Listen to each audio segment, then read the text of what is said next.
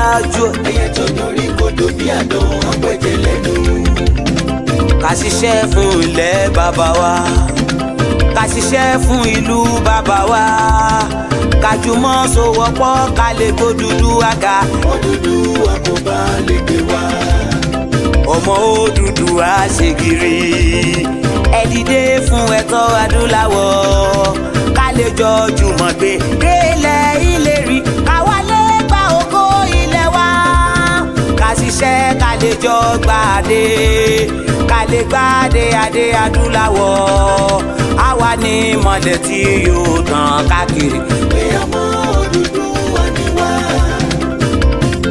KOIKIMEDIA àwa là ń gbé tó lárugẹ. ètò tó pọ̀jù owó tí wàá mọ̀ ní. kásá ẹgbẹ́ polówó ọjà wá kájé bùgbà yín jẹ. ètò tó pọ̀jù owó tí wàá mọ̀ ní. à ń gbé tó lárugẹ, à ń gbàsà lárugẹ. ètò tó pọ̀jù owó tí wàá mọ̀ ní. news and sports ẹ máa rí gbọ́.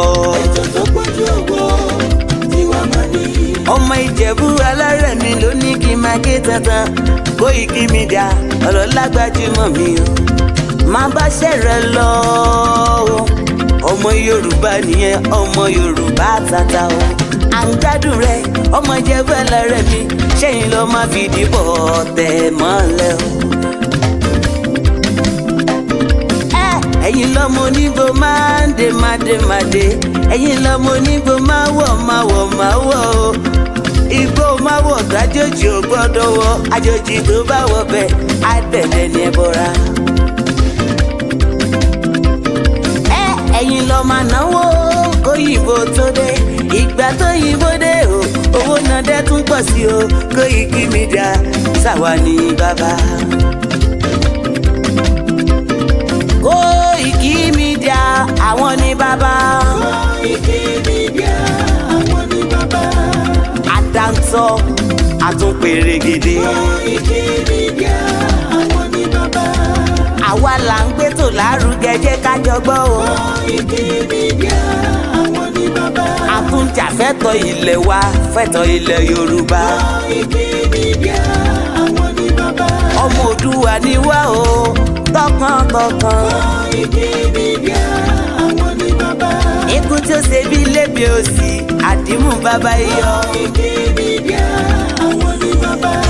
we bring you work closer to your doorstep. KOIKIMEDIA àwọn ní bàbá. afẹ́fẹ́ tó ń fẹ́ òòdùn kan kí oko lára ni. KOIKIMEDIA àwọn ní bàbá. àpèrègèdè Olódùmarè ló fún wa ṣe. KOIKIMEDIA àwọn ní bàbá. gbogbo ayé ẹ gbọ́, àwa ní bàbá o. KOIKIMEDIA àwọn ní bàbá. ẹ máa bọ̀ wá ẹgbẹ́ polówó ọjà yín wá o. KOIKIMEDIA àwọn ní bàbá. Odùduwà lágbédá ní, òtítọ́ lágbédá ní. KOIKIMEDIA àwọn ní bàbá. a kì í sọ̀dálẹ̀, a kì í sóníkèéta. KOIKIMEDIA àwọn ní bàbá. àdúró tán àtúnpèrègèdè. KOIKIMEDIA àwọn ní bàbá. KOIKIMEDIA we bring you work closer to your doorstep. àwọn ní bàbá. KOIKIMEDIA is around. to give us latest. is around o. give us latest. Ladies and gentlemen, ẹ mú kalẹ̀ sílẹ̀ ẹ tẹ́tí ẹ gbọ́ ètò tó pọ̀jù owó. ladies and gentlemen, ẹ mú kalẹ̀ sílẹ̀ ẹ tẹ́tí ẹ gbọ́ ètò tó pọ̀jù owó. KOIKIMEDIA is around. to give us latest. KOIKIMEDIA.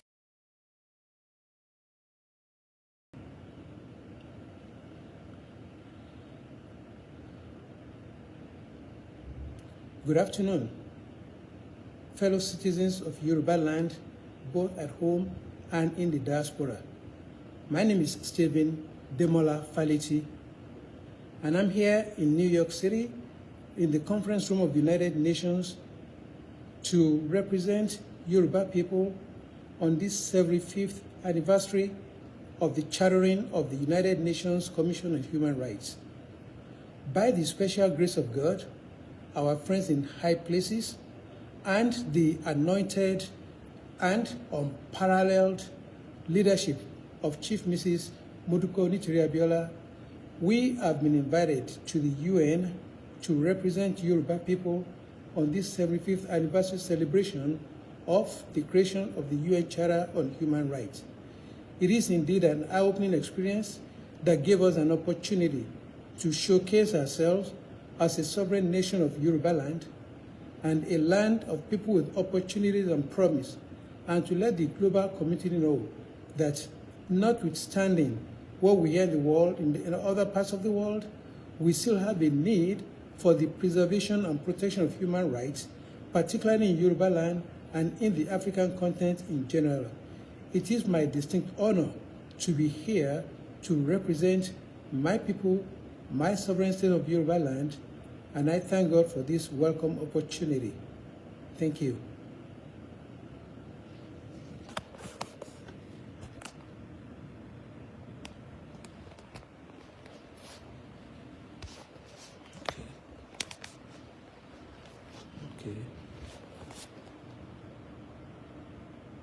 Okay.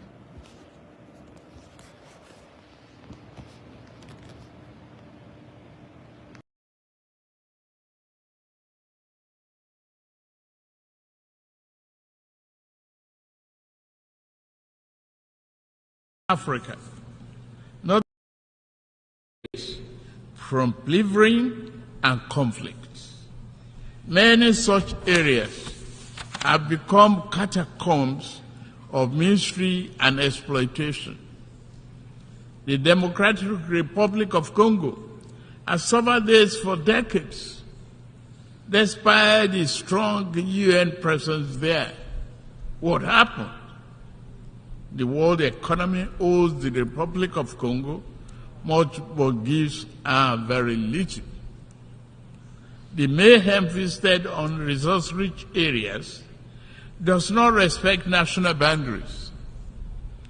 Sudan, Mali, Burkina Faso, Central African Republic, and the list grow on and on and on.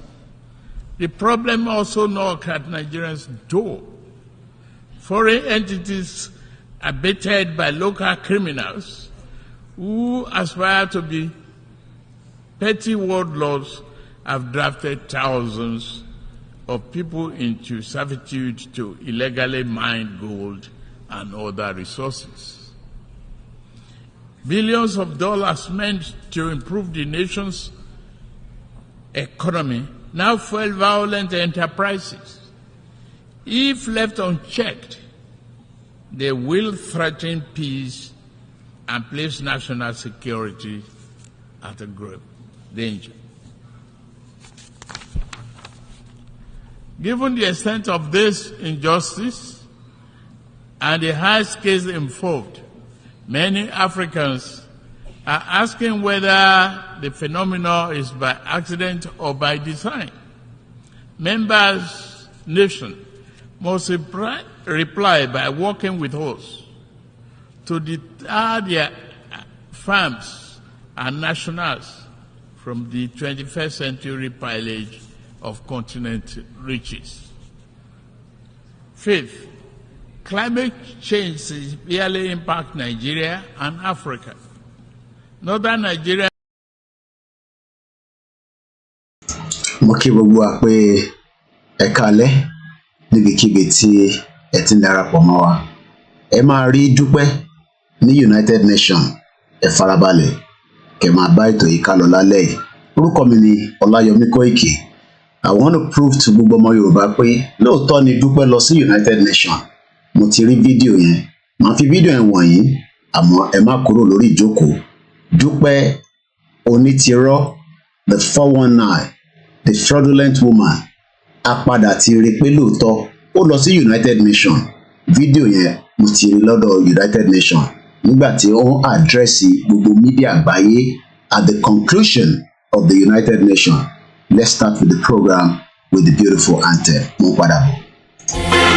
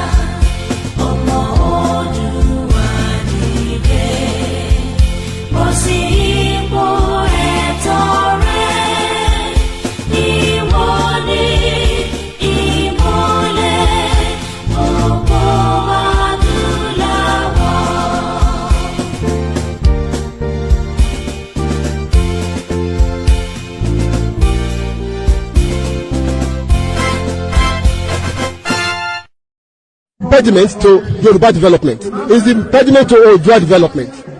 Without Nigeria, we won't be where we are. 1962, we were far ahead of South Korea and North Korea. We were far ahead of China even. We had television before France. We had radio before South Africa. Now look at where we are today. I think it's a shame that even any Yoruba man can be talking about restructuring at this point in time. What are we restructuring? This country that is already shot to pieces? I don't think that's what we want. But they are always talking about giving Nigeria a chance. The patience of Yoruba with Nigeria has come to an end. If you don't allow we Biafrans to go,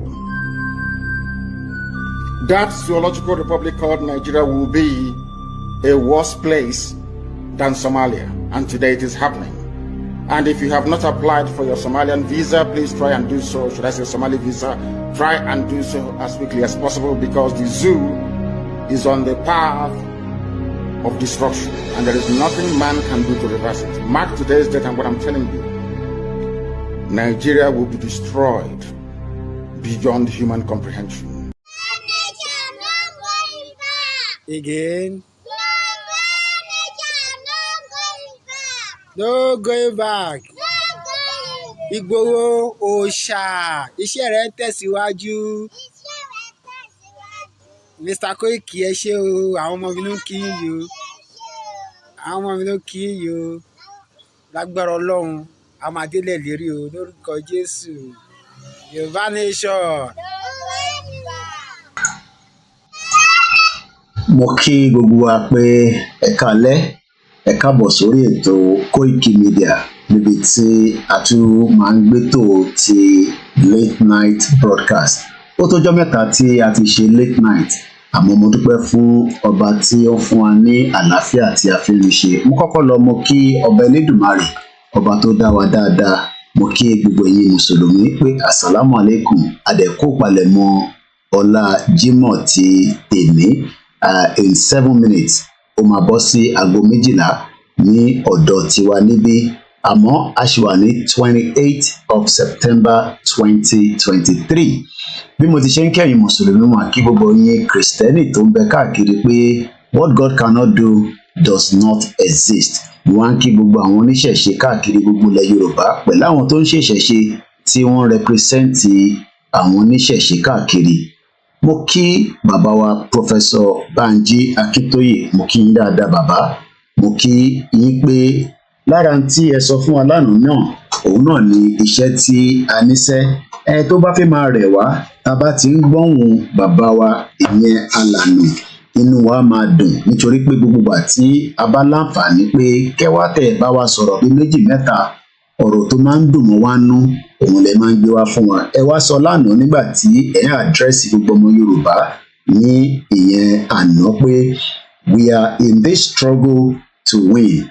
Bẹ́ẹ̀ ni a wà nínú ìrìn àjò yìí láti gbé ètò tí ó máa fi jẹ́ kí a gba ìdíje àkọ́kọ́. Mo kí gbogbo àwọn elétò káàkiri, bẹ́ẹ̀ mo kí gbogbo àwọn tí a gbé wá sórí ètò ní bíi an hour ago. Mo dúpẹ́ lọ́wọ́ wọn. Tó bá di ọ̀sẹ̀ méjì kẹ́ tún pàdé wa pẹ̀lú àwọn tí a gbé tò yẹn wá. Lálẹ́ yìí mo fẹ́ clarify dáadáa. Màá sọ ọ̀pọ̀lọpọ̀ wọn bá Yorùbá tí mo gbọ́ láti fi ṣe àlàyé yìí, torí pé mo fẹ́ jẹ́ kí ó délé kó dóko, kí gbogbo ọmọ Yorùbá lè mọ bí tí wọ́n pè ní United Nations àti pé iṣẹ́ wo ni United Nations ṣe. Àmọ́ ìdí tá a ṣe gbé tòtálẹ̀ yìí wá, ọ̀pọ̀lọpọ̀ àwọn tí wọ́n sì ń sọ lọ́kàn ara wọn bóyá lóòótọ́ ni àbí lóòótọ́ kọ́. Mo ti wá rí òtítọ́ ń bẹ̀ náà pé lóòótọ́ ni Dúpẹ́ lọ sí United Nations, ó àdírẹ́sì gbogbo àgbáyé, kódà kó tẹ̀ ń ṣe Yorùbá nìkan ló àdírẹ́sì, ó àdírẹ́sì gbogbo àwọn èèyàn tó ń bẹ nínú United Nations àti gbogbo mídíà àgbáyé, gbogbo wa ló àdírẹ́sì, àtàwa náà. Mo ti rí fídíò yẹn níbi tí mo ti ń ṣe research lọ títí pé ó náà lọ United Nations, irú wa ò gbọdọ̀ má wàá rí evidence láti mú jáde pé kò lọ lóòótọ́. Yàtọ̀ sí bàbá tí ẹ rí pé tẹ bá ń wo àwòrán méjèèjì, ìyẹn aláṣẹ ìjọba Nàìjíríà lọ́wọ́lọ́wọ́ òun ló ń bẹ nísàlẹ̀ tí a mọ̀ sí President Bola Ahmed Tinubu, òun lọ fún UN General Assembly tí a mọ̀ sí the 78th General Assembly. Àmọ́ tí bàbá yìí lọ fún ìyẹn bàbá tó pèrè ní Stephen Faletile àbí Faleti àbí whatever tó bá máa jẹ́. Lákọ̀ọ́kọ́ bí ìwọ náà bá tẹ̀ díjú bóyá fún ìdí kan àbí ìdí kejì ojú yàn ní kankan tó ń ṣe, ẹ rí i pé áńgù yẹn ó dúró dáadáa, àmọ́ room tó lúkálukú wà ọ̀tọ̀ọ̀tọ̀ ni. Room tí Dúpẹ́ náà ti àdírẹ́sì gbogbo ọmọ àgbáyé, mo ti rí yàrá tó ti àdírẹ́sì, wọn ọkọ̀ gbé yẹn jáde tẹ́lẹ̀ ni, wọ́n tọ́jú yẹn pamọ́. Kódà mo rí ìjìnlẹ̀ gan wà nínú ibi tí Dúpẹ́ ti àdírẹ́sì gbogbo àgbáyé. So mo fẹ́ kẹ́ farabalẹ̀ kẹ́ jókòó nítorí pé ètò ta lẹ́yìn á nọsẹ̀ díẹ̀, àmọ́ a gbìyànjú láti jẹ́ kí gbogbo ọmọ Yorùbá kí àlàyé yẹn lè yé yín. Mo sọ fún yín pé èmi ni last man standing, èmi ni international media yín. Ó kọ̀ pẹ́ ni pé mo tètè mọ̀ pé Dúpẹ́ lọ lóòótọ́, mo ti wá rí ẹ̀rí lóòótọ́ pé ó lọ. Ẹ̀rí tí mo rí yẹn màá mú wá fún gbogbo alálẹ̀ yìí. Lákọ̀ọ́kọ́ mo kí bàbá wa olóyè Dr. Sunday Igboho, bá ti ṣe ń kí Igboho náà là ń kí bàbá wa Chief Banji Ayélóge. Mo wá kí gbogbo àwọn tí a mọ̀ sí YSDM, the 72 groups tó ń bẹ lábẹ́ YSDM àtàwọn tó ń darí YSDM látòrí olórí wa Professor Adébánjí Stephen Akintoye, the oracle of our time. Bí mo ti ṣe ń kí àwọn ni mo kí gbogbo àwọn tó ń bẹ ní abẹ́ wọn tí a mọ̀ sí bàbá wa Banji Ayélóge, the deputy. Mo wá lọ kí financial, mo kí secretary, mo wá kí gbogbo àwọn tí wọ́n wà ní different organization tí wọ́n ń ṣètò pé kíran Yorùbá kó lè bọ́ nínú oko ẹrú. Àmọ́ Dúpẹ́ ní òun declare Yorùbá nation, ìyẹn òmìnira ní ọdún tó kọjá lọ́hùn. Nígbà tóun dẹ̀ ti declare, ó ṣe láti di pé òun láti lọ present ẹ̀ fún United Nations. Ó kàn gbé bàbá ẹ̀ síwájú ni, òun fúnra rẹ̀ gan wà níbẹ̀. Òun gan ti travel lọ sí Amẹ́ríkà, ó lọ Amẹ́ríkà láti lọ ṣe event yẹn. So ẹ jẹ́ ká máa tẹ̀ lọ díẹ̀díẹ̀. Ẹ jẹ́ ká tún gbọ́n tí Stephen Faleti tóun fi àdírẹ́sì gbogbo ọmọ Yorùbá lábẹ́ òmìnira 2022.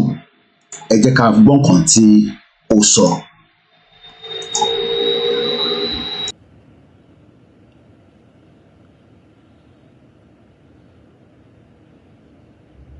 Good afternoon, fellow citizens of Yoruba land, both at home and in the diaspora.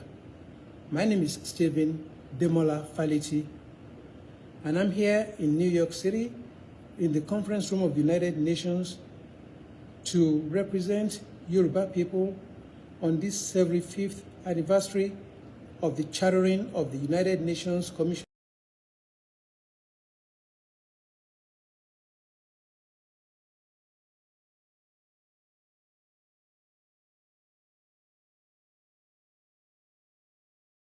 My mic was muted. Mo fẹ́ ká dibẹ̀ yẹn mú 75th. Bóyá ó ṣe mistake ni, bóyá 78 ló fi pè, but nọ́mbà mẹ́ta ló ṣì wà lẹ́yìn 70 ló wà before 78. In tí bàbá yìí sọ òun ni 75th. Ó ní 75th. 75, not 78. In tí wọ́n ṣẹ̀ parí gẹ́gẹ́ bí a ti ṣe gbọ́ tí a dẹ̀ rí ní ẹ̀rí òun ni 78. 78 United Nations General Assembly, not 75th. Àmọ́bi tóun ti rí tọ̀dọ̀ tiẹ̀, but ibẹ̀ kọ́ la ṣe fẹ́ lò lálẹ́ yìí. There is difference between 78 and 75th. 75th is a different number to the word 78. Tí a bá wo ìyàtọ̀ wà láàrin 78 èyí tí wọ́n ṣe lélẹ̀ UN General Assembly 78 and not 75th. So ibi tóun ti rí 75th àìtí mọ̀ but ẹ jẹ́ ká padà sí Faleti Stephen Faleti ẹ jẹ́ ká padà sí nǹkan tó sọ. Faleti, and I'm here in New York City in the conference room of the United Nations. Ó náà wà nínú conference room United Nations again inú conference room United Nations kọ́ ló wà. Ibi tó wà yẹn could be anywhere but tá a bá ń sọ pé conference room báwo la ṣe máa identify pé there is a place tó ń pè ní United Nations conference room. Evidence wà bí yàrá yẹn ṣe rí tí a bá ní ká wò ní ìwọ̀nba tí a rí ní at least lórí Google tí gbogbo èèyàn dẹ̀ mọ̀ pé n tí Google bá gbé síta kò gbọdọ̀ fún wa ní òfegè. Èyí tí Faleti lè sọ ni pé òun wà nínú yàrá United Nations General Assembly ìyẹn níbi tí ó ti lọ represent àwọn virulent òmìnira. So the question is báwo la ṣe fẹ́ identify ibi tó wà yẹn? Ẹ jẹ́ ká jọ wò together pé ṣé yàrá yẹn náà ni the same yàrá tí gbogbo àwùjọ àgbáyé ń lọ tí a máa ń rí tó fi address. Tí a bá wo yàrá yìí ẹ rí pé ó yàtọ̀ sí èyí tí Faleti àti àwọn tí wọ́n jọ ní àwọn gbé omi irọ́ dání. So ẹ rí pé yàtọ̀ wà. Ṣe rí yàtọ̀ pé building yẹn àti níbi tóun wà is two different building. Not even kò tẹ̀ ní anything. Ẹ rí Tinubu ló wà nísàlẹ̀ tí wọ́n address. Now ẹ jẹ́ ká tún padà sí Stephen ká gbọ́ nǹkan tí ó sọ. Ẹ jẹ́ ká padà sẹ́yìn lẹ́ẹ̀kan sí. Faleti, and I'm here in New York City in the conference room of the United Nations. Again, the conference room of the United Nations. But òun gangan kọ́ ló wà nínú conference room. Dupe Onitiri gangan ló wà níbẹ̀. Mo ti rí evidence yẹn. Àìtí débẹ̀. Mo kọ́kọ́ fẹ́ bí a deputy lílé because intele jẹ́ kó yé wa ni pé òun ni ambassador at large. Ambassador at large tó wá represent òmìnira. Ẹja gbọ́ sí lẹ́ẹ̀kan sí. To represent Yoruba people on this 75th anniversary. Again, 75th. Kò ṣe mistake, 75th.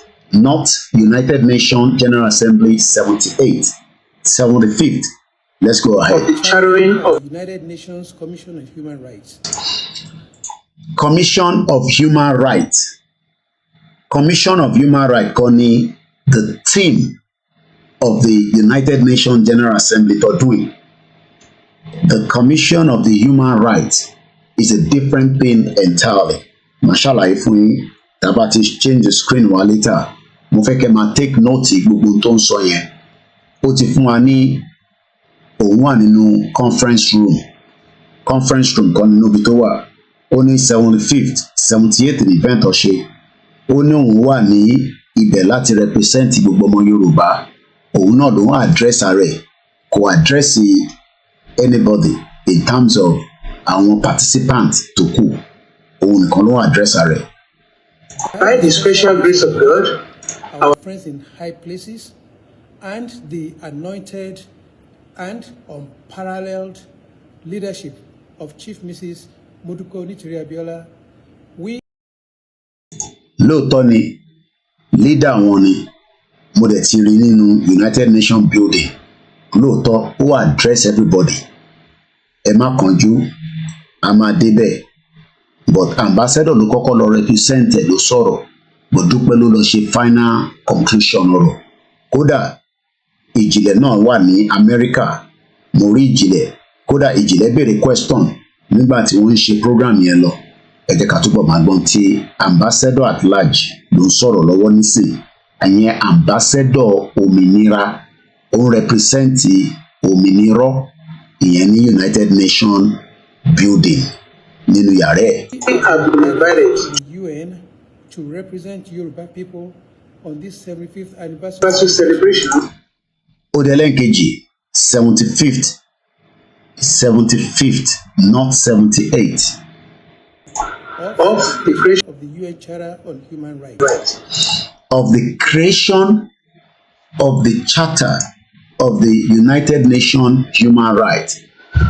United Nations Charter of Human Rights. Ẹ jẹ́ ká wò bí a lè rí image tó reflect in tóun sọ àti tí ó gbé dání tó ní òun lọ represent. So in tó lọ represent tó lọ fún gangan tí wọ́n try láti twist around òun ni charter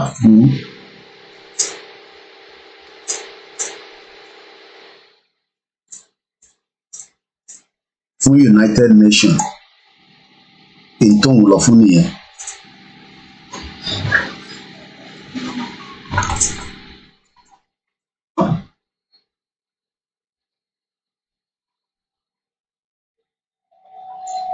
Tóun lọ fún òun nìyẹn. United Nations Charter. Ẹ jẹ́ ká mú something to back that.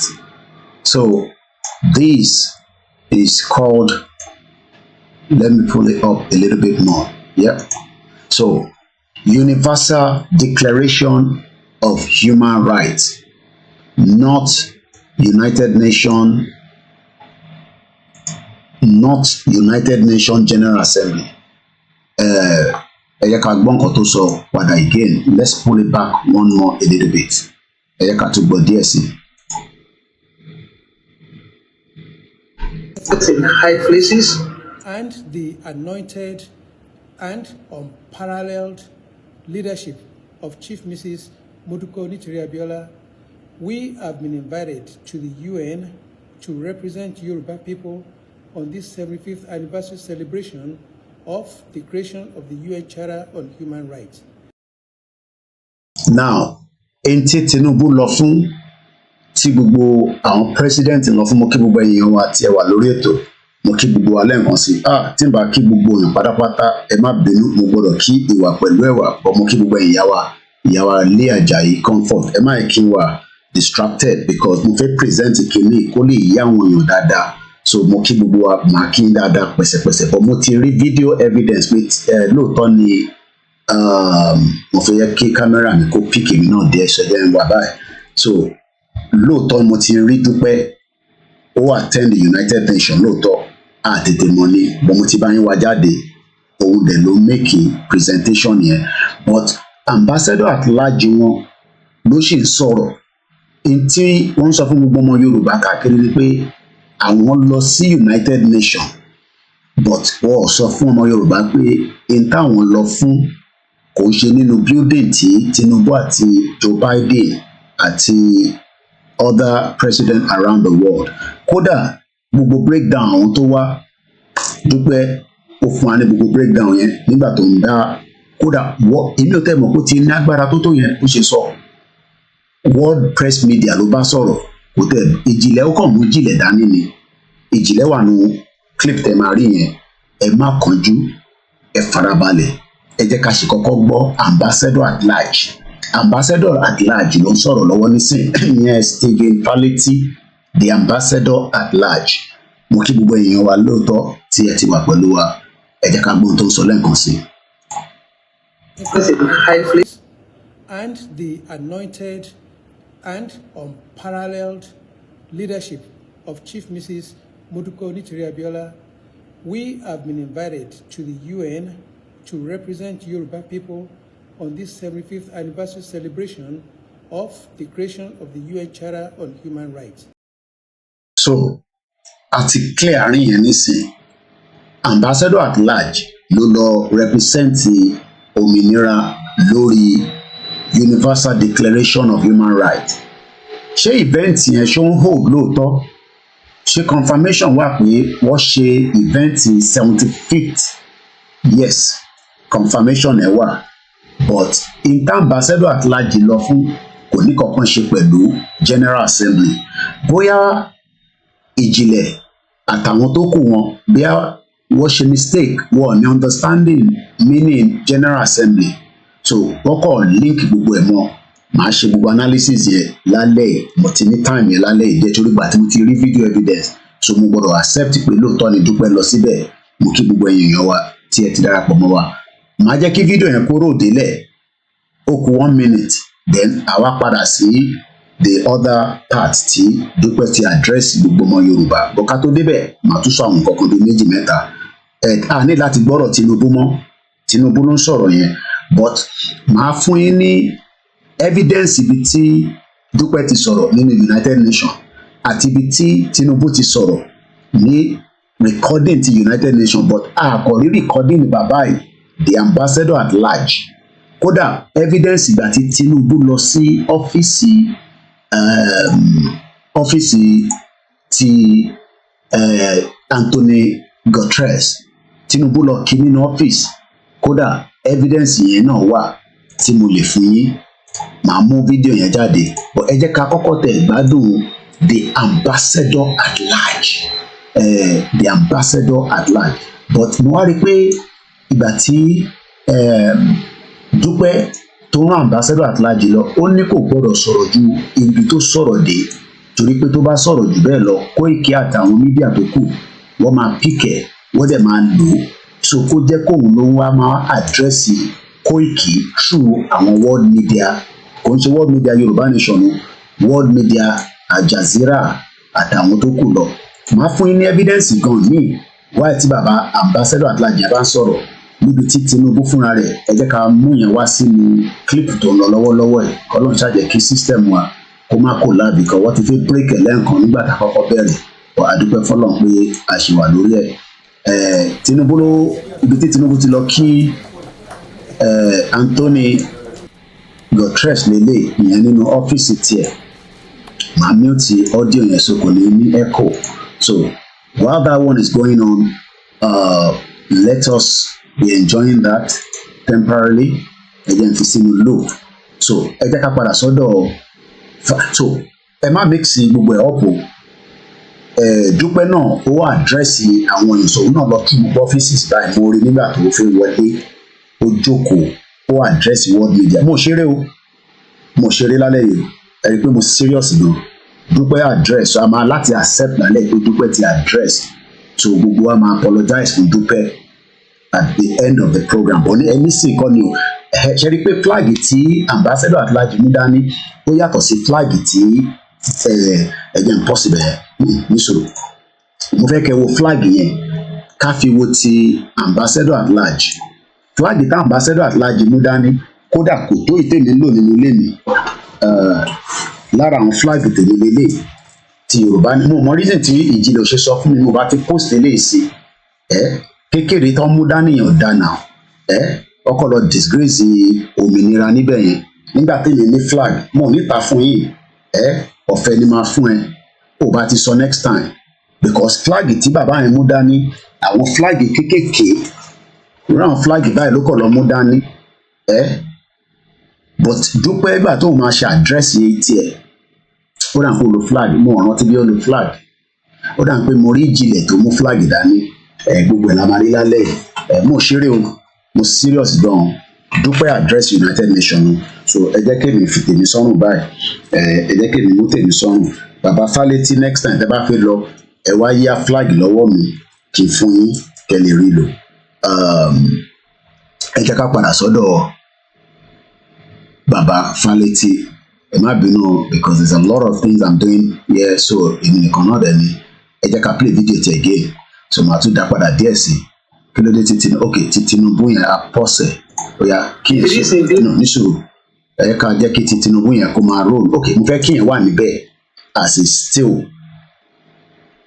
just temporarily but a padà láti jẹ́ kó roll oya bàbá Fálétí ẹ̀yin gbóhùn sókè padà.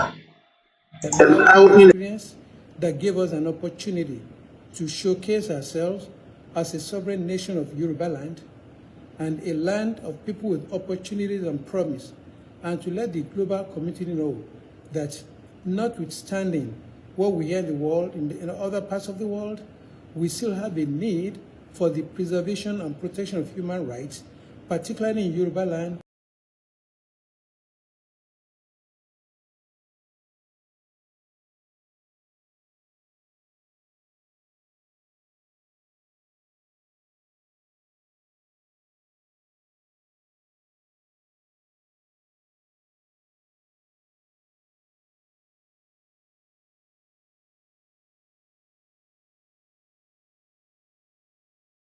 Audio mi ti jáde padà.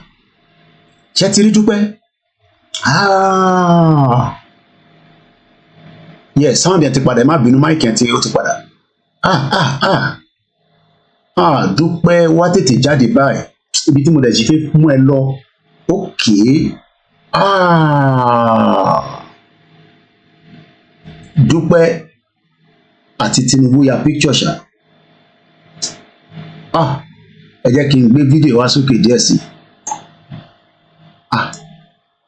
Àbẹ́ẹ̀ rí Dúpẹ́? Àbí kò jọ Dúpẹ́ ni? Ẹ ti rí Dúpẹ́? Dúpẹ́ nìyẹn. Dúpẹ́ Onítìrì. Òun nìyẹn. Dúpẹ́ Onítìrì. Òun ló dúró lẹ́gbẹ̀ẹ́ Bọ́lá Tinubu yẹn. Àbí kò ń ṣe Dúpẹ́ nìyẹn? Bastard. Dúpẹ́ nìyẹn. So nígbà tá ti capture Dúpẹ́ ní bíbá, so ìtàmàlà ti ṣe nísìnyí pé ẹ jẹ́ ká lọ wo àdírẹ́sì Dúpẹ́. Dúpẹ́ nìyẹn. Ó dà pé ẹ̀rí dáadáa, jẹ́ ń gbé sókè. Ẹ jẹ́ ń gbé sókè. Dúpẹ́ nìyẹn. Pélé náà ráìpọ̀pọ̀ lélẹ̀ náà. Mo kí African Confidential. Dúpẹ́ lélẹ̀ yìí. Dúpẹ́ Onítìrì nìyẹn. Òun nìyẹn. Dá mọ̀ ni. Dá Dúpẹ́ mọ̀, dá mọ̀. Àwa tá dá Dúpẹ́ mọ̀, àti mọ̀ pé Dúpẹ́ ni. Àwa tá dá mọ̀, ẹ̀yin tẹ́ dá mọ̀, ẹ̀yin ò dá mọ̀, dá Dúpẹ́ mọ̀. Dúpẹ́ Onítìrì òun lè rí yẹn. Now, okay, ẹ jẹ́ ká padà báyìí. Ambassador at large, nígbà tá ti rí leader yín tó lọ represent òmìnira tó tún wá ń bá leader Nàìjíríà sọ̀rọ̀, so ẹ máa láti ṣe kí ni? Ẹ máa láti wá dákẹ́ because mo ti mú leader yín jáde. Èmi gan tẹ́ mọ̀ pé leader yín pàdé Tinubu níbẹ̀. Oh my God. Ẹ jẹ́ ká wá ṣe kí ni? Ẹ jẹ́ ká lọ gbọ́ fídíò Dúpẹ́ tó fi address. Ẹ jẹ́ ká lọ gbọ́ fídíò yẹn. So n ti máa ṣe nísìnyí pé mo ti steal gbogbo ẹ̀bẹ̀ yẹn. Now àwa lọ sí the main ibi tí Dúpẹ́ ti address gbogbo àgbáyé.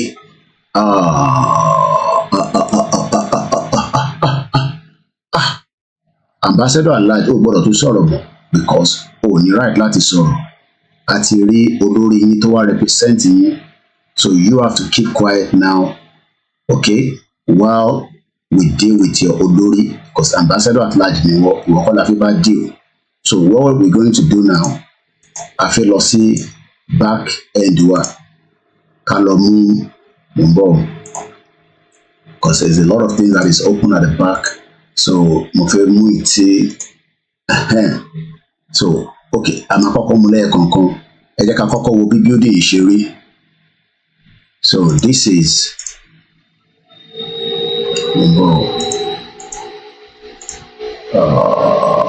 lower.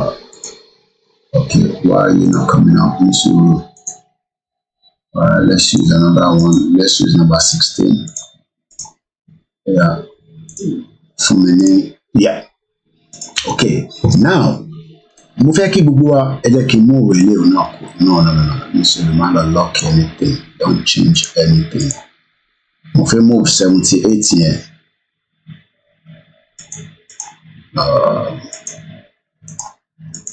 Okay, now let's move this one. Ẹ jẹ́ ká move ilé báyìí. Iṣẹ́ pọ̀ lálẹ́ tá a máa ṣe o. So kò sọ̀rọ̀ lálẹ́ fún gbogbo wa. Now, mo fẹ́ kẹ́ máa wo àpẹẹrẹ ká gbé Dúpẹ́ náà wọlé Dúpẹ́ ìwọ náà máa bọ̀ jẹ́ ká gbé ìwọ náà wọnú ilé lẹ́ǹkan so kí gbogbo ẹ̀ kó rhyme kí n kúkú gbé ìwọ náà wọnú inú studio ó fi wá bá mi sọ̀rọ̀ bó mo lè gbé wọnú studio through virtual. So this crime tí Dúpẹ́ gbé jáde ni mo fẹ́ knock lálẹ́ and we close the chapter and we can move further. Ó náà lọ sí United Nations àti rí pé lóòótọ́ wà ní United Nations because Dúpẹ́ nìyẹn pẹ̀lú President Bọ́lá Tinubu. So but opposition ẹ̀ lè rí yẹn kẹ́rí pa àwọn méjèèjì bí a kì í gbé báyìí ẹ̀jẹ̀ ń gbé báyìí ẹ̀jẹ̀ ń gbé báyìí so ṣe ti rí Dúpẹ́ nìyẹn. So but Dúpẹ́ lọ in a different form ni ẹ mọ̀ ó ní ẹ̀mí Ọlọ́run ló máa ń lò àti ẹ̀mí Ọlọ́run. So ẹ̀mí Ọlọ́run tó ń lò yẹn òun ni mo fẹ́ ṣe analysis ẹ̀ lálẹ́. So what we're going to do now is I'm going to bring this up and I will now have to take down some few things so that can ní better view. Now I arrange it later. So let me first remove as much of okay, I can leave that one. I'll take that off. Now I will do better arrangement. So let's take that off as well. Now mo fẹ́ ká farabalẹ̀ on the serious note. Tá bá ń sọ̀rọ̀ United Nations kò ń ṣe ìtìyàn kan máa sọ anyhow tó bá ní understanding ẹ̀. Now presentation tẹ́ fẹ́ gbọ́ nísìn is the conclusion.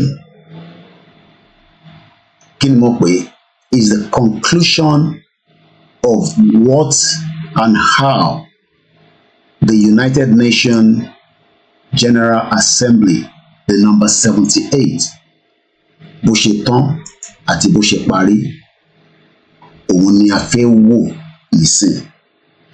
Any other person tó bá ní understanding bí United Nations ṣe operate, no problem.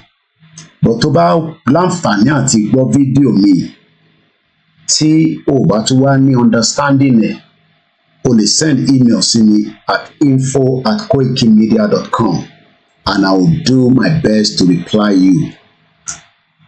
Gbogbo tó transpire at the United Nations General Assembly tó ṣe parí, ẹ máa gbọ́ gbogbo analysis yẹn within 30, I think it's about how many minutes? It's about 40 minutes, but we see what we can pick from it as much as possible. So màá rò fídíò yẹn, I will keep mute. Àwọn ọlọ́pọlọ ọlọ́gbọ́n mo fẹ́ kẹ́ farabalẹ̀ kẹ́ gbọ́ bí definitely mo mọ̀ pé ẹ ti rí picture tí mo fi link Dúpẹ́. There's a reason why I put it that way because ọ̀pọ̀lọpọ̀ ò ní understanding tó ń pè ní United Nations, ìyẹn àwọn ìjìnlẹ̀ group, and it is my job to enlighten ìjìnlẹ̀ àtàwọn tó kù láti lè ní better understanding how the UN works. That is the purpose of the presentation tonight. So mo fẹ́ kí ẹ ṣe kí ni ẹ jẹ́ ká tẹ̀lé lọ. While I'll be doing some other work behind the scene, let me roll the video and I'm gonna keep mute. So let's continue. Mo kí gbogbo wa lẹ́ẹ̀kan sí níbi tí ẹ ti ń gbọ́ wa, tí ẹ ti ń wò wá. Orúkọ mi ni Ọláyọmí Kóìkì tí gbogbo yín mọ̀ sí Koikimedia. For General Assembly and Conference Affairs, the Deputy Secretary General will have some opening remarks and then they will take your questions. DSG, please. Well, thank you very much for joining us, and a big thank you for the coverage that we got last week. And I have to say, across the whole spectrum of it, the message that everyone seemed to me to be getting was that we had created a certain momentum for things that were important, in spite of all the other issues that plague us every day, and that we continue to try to address. But I think we achieved what we wanted, which was to say to everyone the SDG agenda needs to be rescued, and these are the things we need to do about it, and this is how. We got, of course, world leaders and many partners, over 500 partners that came into the UN to mark the halfway point. They joined us not just for the SDG Summit, but also the Action Weekend, where we try to bring stakeholders in across the spectrum, from women to civil society, business, science, all came through the doors. We had the Climate Action Ambition Summit and other major meetings that happened on health, the 3 there, and financing. Many other side meetings on the political side of the House, which, as you know, always is important to the SDG agenda because it's the context in which we work. And we're conscious of those conflicts that we have to save not just livelihoods, but very more importantly, the lives. We went in sober. We tried to ensure that we brought solutions to the gaps that were very clear from our report, and to create greater momentum and commitment, and to see if we could bring those synergies together with the many stakeholders that came through. We centered a lot of this around 6 transitions, in addition to gender equality and the means of implementation. Essentially, our barriers to getting to the SDGs have been the means of implementation: finance, technology, trade. But those 6 transitions for us were important as they looked at energy and food systems, the digital piece, but also the climate, the triple climate crisis that we have. What have we achieved? Well, first, I think it was right up until the last moment, a high-level commitment from member states in the political declaration for the SDGs. It was very clear there that they supported one of the initiatives that the SG has put down to look at financing on the SDG stimulus, but it was also reaffirmation of the goals and their relevance as a framing for us to get sustainable development and meet the 2030 agenda. We have also in this ignited fresh momentum and mobilization around the SDGs with the partnerships in business, but also we saw a lot of that coming from our women's organizations and youth. Youth were taking center stage in many areas, particularly as it related to the digital. In the Action Weekend, we started on a Saturday. We had over 5,700 attendees. That came through different... I want you to take note of what she's saying. This is the proper United Nations. This is the United Nations Deputy Chief. Conclusion of the high-level General Assembly. She's now addressing the media. Definitely, this is not Dupe Onitiri. This is Amina addressing the United Nations, representing the United Nations as the Deputy Chief, giving the details of what transpired at the just concluded United Nations. The remarks by the UN Deputy Secretary General Amina J. Mohammed following the conclusion of the high-level week of the 78th, not 75th.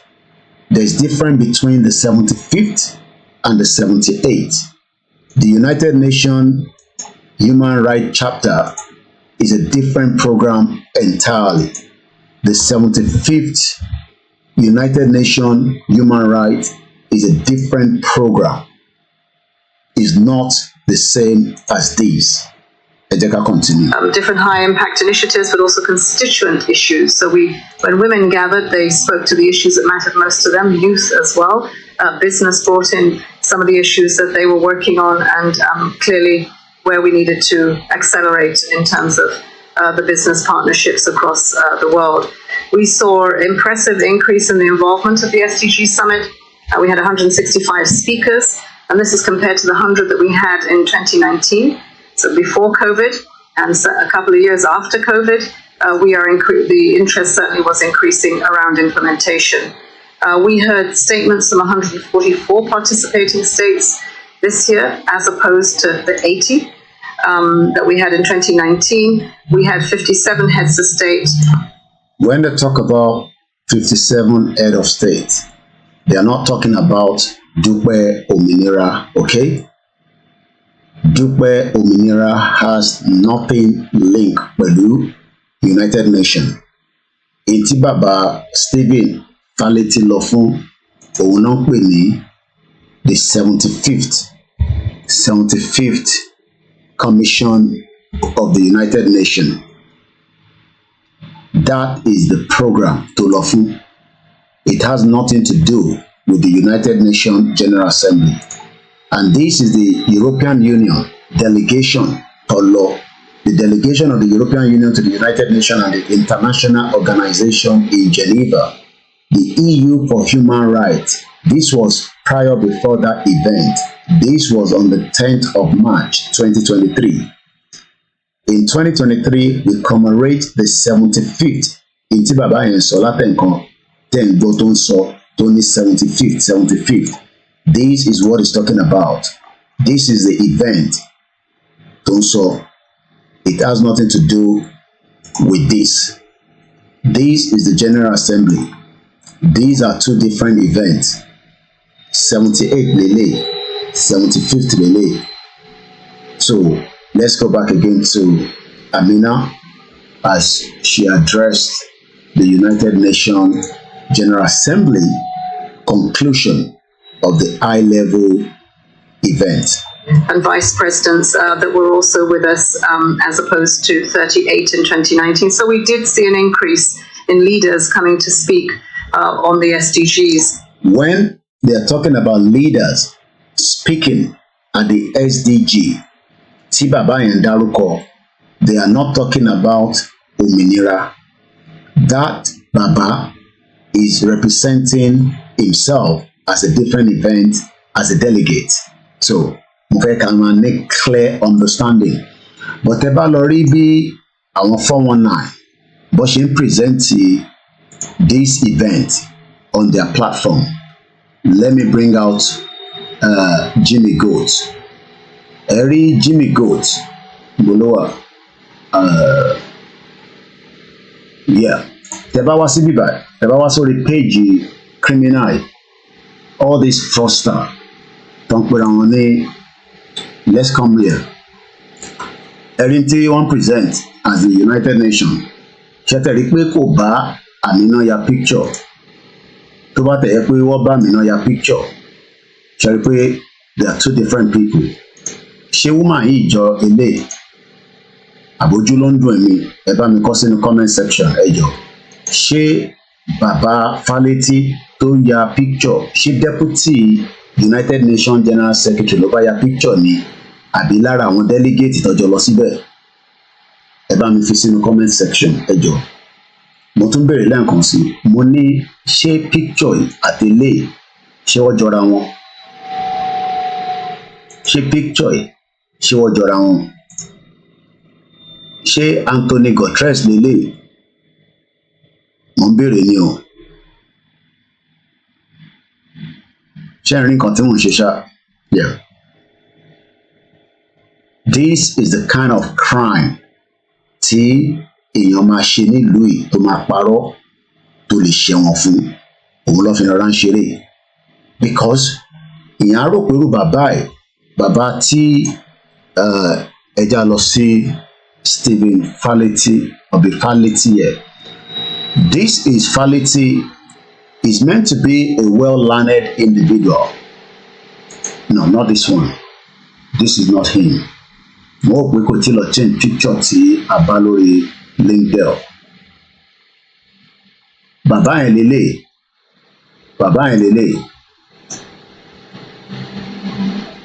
This is the man. Ìyẹn rò pé bàbá ẹ̀ pẹ̀lú bó ṣe ní education background ó lè wá gbé this kind of lie láti gbé fún gbogbo ọmọ Yorùbá. Ó dẹ̀ expect pé kí gbogbo aka buy into it. This is Fálétí. That is in there. This man, that is the same man right here. Okay? This is the same man right here. Ó ti pẹ́ l'Amẹ́ríkà lóòótọ́. Ó ní grasp understanding in tó ń pè ní NGO. Èyí tí ẹ ní láti béèrè lọ́wọ́ bàbá ẹ̀, ẹ yẹ ká ka profile ẹ̀ according to in tó gbé sórí LinkedIn. in tó gbé sórí LinkedIn ó pè ẹ́ ní Stephen Faleti CPA MBA CSM Controller of Heartland Alliance Foundation. That is the job tó náà ń ṣe. This is the job tí bàbá yìí ṣe. Kí làwọn Heartland ń ṣe? Ẹ rí i pé it's got to do with charity. Mo tẹ̀ tí kà, but for the fact that mo ti rí nǹkan tó relate mọ́ humanity níbẹ̀. Faleti understand the grasp of working with an organization tó nípa rescue survivor. Ẹ jẹ́ ká lọ wo about us. Ibi tẹ́tí máa mọ iṣẹ́ tí Heartland Alliance tí bàbá 419 yìí tó lọ represent wọn tó wọn àti Amina lele Anthony Gatres lele wọ́n kàn lo another double body ni. Ẹ mú yẹn dání bẹ́ẹ̀ mo gbọ́dọ̀ close àwọn kankan so that kí system má lọ crash. I can close that. We're gonna come. Okay, àti rí bàbá yẹn on the link there also. Now, since we are now getting a bit of understanding pẹ̀lú bàbá yìí, ẹ jẹ́ ká wo kí ni àwọn eléyìí ṣe. Ìyẹn kí ni role ẹ̀? Ó náà ní controller. Kí ló ń pè ní controller? Ẹ jẹ́ ká lọ wo English dictionary controller. Tàbá ní controller, kí ni meaning ẹ̀? According to the English dictionary, controller. Controller. A person or a thing that directs or regulates something. Iṣẹ́ tí bàbá Faleti tó ń ṣe nìyẹn. He direct or regulate something. So ó máa ń direct nǹkan kan nínú organization yìí. Ó dẹ̀ máa ń control. Ẹ jẹ́ ká kọ́kọ́ gba understanding kí lorúkọ organization yìí. Heartland òun náà ló fi síbẹ̀. Àfi tó bá yẹ pé irọ́ ló ń pa pé kò bá wọn ṣiṣẹ́. But I don't think he will put such on his LinkedIn because LinkedIn is a very, very high profile, platform. Ó yàtọ̀ sí Facebook. Okay? Tabari nǹkan tó kọ sí bíbá about òun fún rẹ̀. Ó ní I am an experienced audit and financial management professional with global operation and strategic management proficiency. I have expertise in internal control evaluation, business process improvement, financial planning and analysis. Well, bàbá yìí, analysis kò right lórí ibi tó náà lọ yẹn. Ó ti parọ́. You have actually told a big lie. Ìyẹn kan. So, ó ní system implementation and change management. Ó wá náà wà satisfied as a Scrum Master, train experience and pursuing certification in project management. Well, project tó gbé dání ó ti fail because ó ti wá parọ́ fún gbogbo ọmọ Yorùbá. Based on intofenuare sọ, ó ti contradict in tí ó lọ present síta pẹ̀lú fídíò tí ó gbé dání tó ń fíìmù rẹ̀ bẹ́ẹ̀ tó ṣẹ̀dá Amẹ́ríkà. Okay, ó dẹ̀ ti pẹ́ l'Amẹ́ríkà from the look of things. Now, he also went further to say, now àtìmọ̀ intel tó ṣe, ó wá ní these are some of the previous post activities bàbá ẹ̀. Mo fẹ́ kẹ́ take note gbogbo activities bàbá ẹ̀. As at 1 month ago, ó release the press statement kan nílùú Ìbàdàn, but máa ka statement yẹn fún yín. Ẹ jẹ́ ká ṣì dúró síbẹ̀ yẹn náà. Ẹ jẹ́ ká kọ́kọ́ padà sórí nígbà tá a ti mọ meaning. Controller. Iṣẹ́ tó náà ń ṣe nìyẹn. What does controller called? Controlling people want to have control or asset power over another person. So bàbá yìí ń ṣiṣẹ́ pẹ̀lú Dúpẹ́ láti take control lọ́wọ́ bàbá Akíntóyè. Wọ́n fẹ́ gba control. So iṣẹ́ tó mọ̀ nípa dáadáa ni. So ó fẹ́ gba control tí bàbá Akíntóyè gbé dání àtàwọn tí wọ́n gbà fún bàbá Akíntóyè. Kàkà kí bàbá Faleti kó gbà fún bàbá Akíntóyè, ó fẹ́ take control because kò like kó jẹ́ ẹni tó máa direct kan fún. Ó fẹ́ take control and that is the job tó ń ṣe níbi iṣẹ́ yìí. Orúkọ ibi iṣẹ́ tó ti ń ṣiṣẹ́ ni wọ́n ń pè ní Heartland Alliance. Bí ó ṣe bá wọn ṣiṣẹ́ or not, I don't know. but kò tí change details yẹn lórí LinkedIn. Ẹ jẹ́ ká wá wo ṣé tòótọ́ tó bá jẹ́ pé ó ń ṣiṣẹ́ pẹ̀lú àwọn ilé, which every one of us have different job tá à ń ṣe. Ẹ má bínú, there's a lot of things that is blocking, but mama kà fún yín anyway, but I'm sure some of you can say, maybe I should reduce Dupe a little bit. Let me reduce Dupe a little bit so that, you know, yeah, ẹ lè máa rí nǹkan tí mò ń kà lẹ́yìn. Mo lè reduce eléyìí náà so that tí mò ń ṣe lẹ́yìn yẹn, mo lè reduce bàbá wèrè yẹn náà. We just need to have a graph of them in the broadcast there, so that they are just there. Màá reduce the Tinubu náà there, so that everything will be perfect, because everything fẹ́ kó perfect lálẹ́. So let me see. So that, because mo realize pé ẹ̀rí nǹkan tí mò ń ṣe látẹ̀kọ̀ má bínú. Now, so mo ti drop gbogbo wọn díẹ̀, so that way ẹ lè máa ní understanding nǹkan tí mò ń ṣe lẹ́yìn. So màá drop eléyìí náà díẹ̀, so that at least, because mo fẹ́ káwọn èèyàn rí nǹkan tí mò ń ṣe. Now we're good to go. So orúkọ tí bàbá tí ó pè ní Fálétí company tó ń bá ṣiṣẹ́ òun lélẹ̀. Everybody ló ní nǹkan tó ń ṣe tẹ́lẹ̀ kó tó di pé a darapọ̀ mọ́ Yorùbá nation, there's no doubt about that. Olúkálùkù ló ní nǹkan tó ń ṣe, but èyí tí bàbá yìí ṣe ni pé organization tó ń bá ṣiṣẹ́ yìí, probability wà pé based on this organization ló fi ní access sí United Nations building, but building tó ní access sí ó wà limited.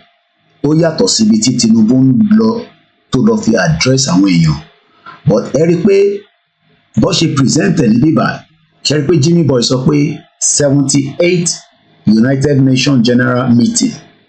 That is a complete lie. Èyí tí bàbá yẹn lọ fún is what we call the 75th. They've actually told lies. So talk and do. We talk and do me, but you are telling lies. There's nothing to back what Fálétí have done. Ó ti lo gimmick fún àwọn tó ń tẹ̀lé wọn with the hope pé tó bá lọ sínú building in United Nations tó take a picture tó record rẹ̀ tó ń bá rẹ̀ sọ̀rọ̀, jẹ̀rẹ̀ pé òun nìkan ló ń bá rẹ̀ sọ̀rọ̀ nínú fídíò lókè. Everybody will probably accept it, and everybody máa sọ pé yes, Dúpẹ́ gbé òtítọ́ dání. Now let's come back here again. Ká lọ wo background this Heartland Alliance. Kí ló máa ń ṣe gangan? Kò sí organization kankan tí kò gbọdọ̀ ní about us. Tó bá ti ní about us, that means kò sẹ́ni kankan tó máa mọ̀ nǹkan tó ń ṣe. So let's read a little bit about what they do. About us. Heartland Alliance works to advance human rights. So right there, ìtí bàbá yẹn lọ fún all right, human right ló lọ fún, not the General Assembly. Human rights and champion human dignity by providing services, promoting solution to achieve a more just global society. Society benefits when all people can participate, prosper, and reach their full potential. We will not give up until everyone is able to exit poverty, heal from the trauma, and achieve stability. That is about us. Mission 1, Heartland Alliance provides comprehensive services, advocate for system change to advance social, economic, racial justice to those who have been denied. What Fálétí has done is using this platform to deceive gbogbo ọmọ Yorùbá pé òun lọ represent wọn ní United Nations. Again, when you look at this man, this is not the same picture with this woman. Tó bá jẹ́ pé ilé ìtẹ̀ ló bá ya picture, àní wọ́n rí high profile person, but ẹni tó bá ya picture kan lélẹ̀, but ṣé Tinubu bá woman ya picture mo show yín lẹ́ǹkan because there is evidence to that. Ẹ jẹ́ ká padà sí fídíò Tinubu yẹn, which is this one. Okay, I think I have to put it on low here. So if I bring this now to us,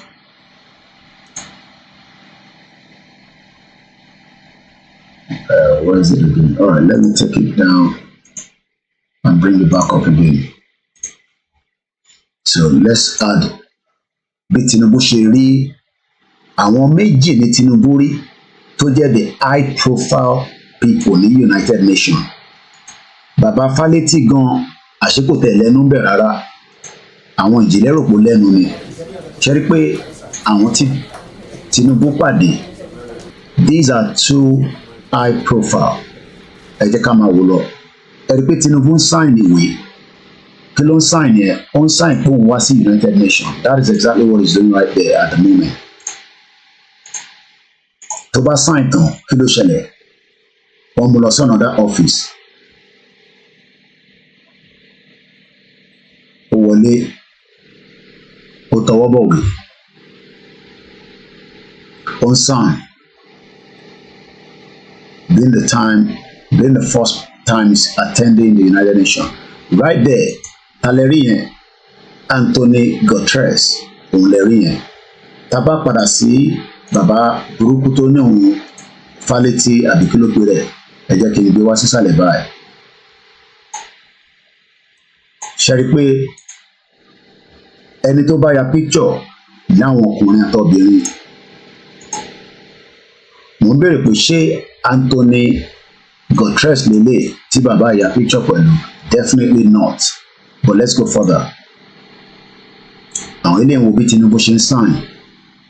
Then kí ló ṣẹlẹ̀? Nigeria flag àti United Nations flag.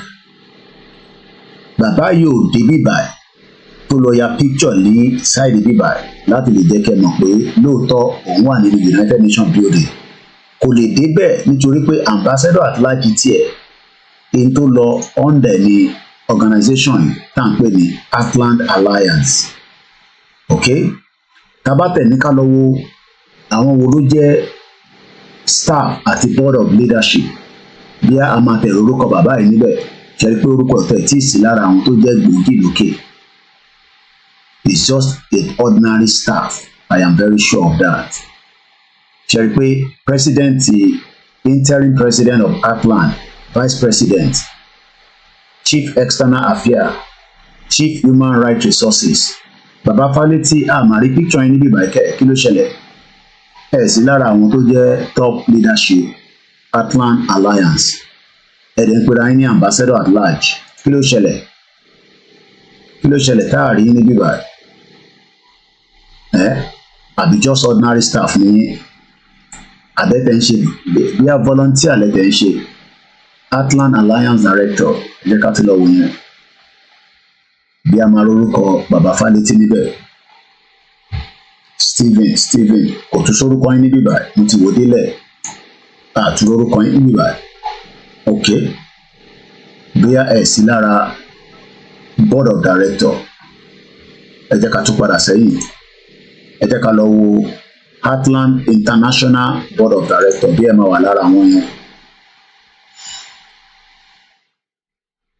Okay, kò tún sórúkọ yín níbí báyìí, bí àwọn ṣe mistake ni. Ẹ jẹ́ ká tún lọ wo Atlant Human Care Services. Bàbá Fálétí, iṣẹ́ ogun lẹ wá ń ṣe nínú, because intẹ́sọ fún wa níbí báyìí nínú LinkedIn yín, òun ni pé controller ni yín.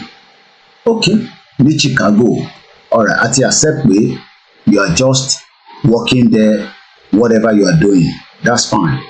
But ní èyí tí ẹ má bínú pé ẹ rí ogun tí mo fún wọn yẹn, jẹ́ kí n yọ Tinubu yẹn kúrò so that kí wọ́n padà sí àwọn kan tí mo fún wọn yẹn lẹ́ẹ̀kan, because mo monitor screen mi lókè but tí n bá ti change ẹ̀ ní other side nísàlẹ̀. So let's start again here. Àwọn orúkọ tẹ̀ ń rí yìí, yeah, that should be coming up now. Yeah. So ká gbá Dúpẹ́ dànù sẹ́gbẹ̀ẹ́ for now. Ká gbá Dúpẹ́ dànù sẹ́gbẹ̀ẹ́. Ká gbá dànù sẹ́gbẹ̀ẹ́. So gbogbo àti mọ̀ bí Dúpẹ́ ṣe rí 419 ni. Now mo lọ sí abẹ́ àwọn wo gan ló wà in charge of this particular organization, the staff and the board of leadership. Mo wò látòkè délẹ̀, mo rẹ́ni tó jọ èèyàn dúdú níbẹ̀, òyìnbó bíi Latino ní gbogbo wọn, kò sí bàbá Fálétí níbẹ̀. Mo wá ní bí wọ́n ṣe mistake bí a kò sí lára àwọn board of leadership, bí ó wà lábẹ́ àwọn alliance board of director. So mo tún rí i pé nígbà tí mo gbé gbogbo ẹ̀ wá sísàlẹ̀ lọ sókè, ààrẹ nìkankan tó jẹ́ Stephen Fálétí, mo ní bí wọ́n ṣe mistake. Ẹ jẹ́ ká lọ sí Heartland Alliance Health Board of Directors. Again, mo rí i pé kò sí nǹkan tó jọ ní rẹ̀, no problem, bí wọ́n ṣe mistake. Ẹ jẹ́ ká wá sí bíbá again. So in the nutshell, ká má fọ̀rọ̀ ògùn, even tí bàbá ẹ̀ bá ń ṣiṣẹ́ ní bíbá, a ti mọ̀ nísìn pé organization tí bàbá ẹ̀ bá ṣiṣẹ́ based on ìtọ́sọ fún wa ní about us, òun ni pé they are there as human rights and champion. Òun lọ́kọ̀ sí bíbá.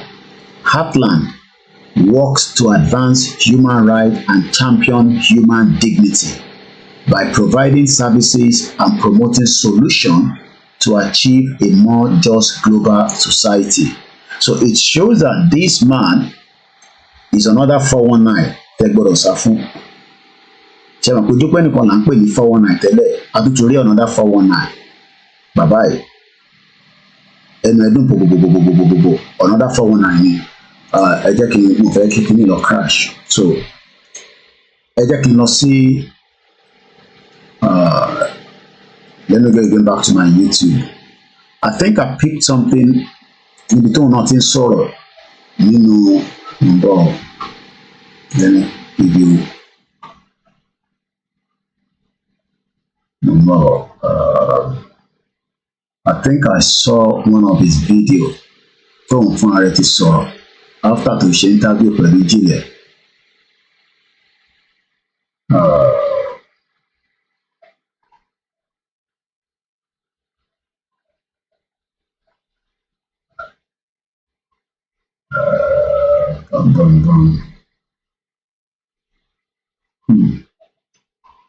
Okay. Níbi tí bàbá ẹ̀ fún rẹ̀ náà ti sọ̀rọ̀, kò sí nínú history nínú. Now, okay, this is another angle from the United Nations. Tabatunika Law, another angle. This is a security. Ashmari more than now, Albania don't take care UN General Assembly every month. Ìlú kọ̀ọ̀kan ló máa ń ṣe Presidency Security Council. Wọ́n discuss nípa Nord Stream pipeline tí wọ́n blow ibi tó fẹ́ gbé gáàsì wọ Germany. Wọ́n invite 2 journalists tí wọ́n wá sọ̀rọ̀. Màá fẹ́ kakọ̀ but snip of this. This is one of the most high-profile part of United Nations. Don't pè ní the general. The United Nations the Security Council. Every month, America ló ṣe ti last month, Russia ló ṣe the previous month, but right now, Albania will only the president of the Security Council. Ẹ jẹ́ ká gbọ́ díẹ̀ nípa tó sọ. 1424th meeting of the Security Council is called to order. The provisional agenda for this meeting is threats to international peace and security. Threat to international peace and security. Okay.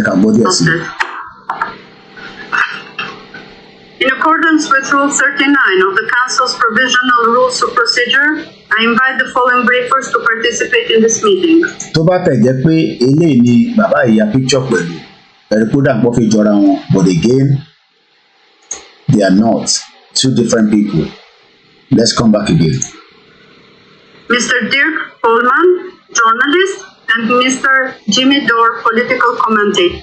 These two are journalists. These one don't put any Black Devil àti Ìjìnlẹ̀ Goat. They are nothing.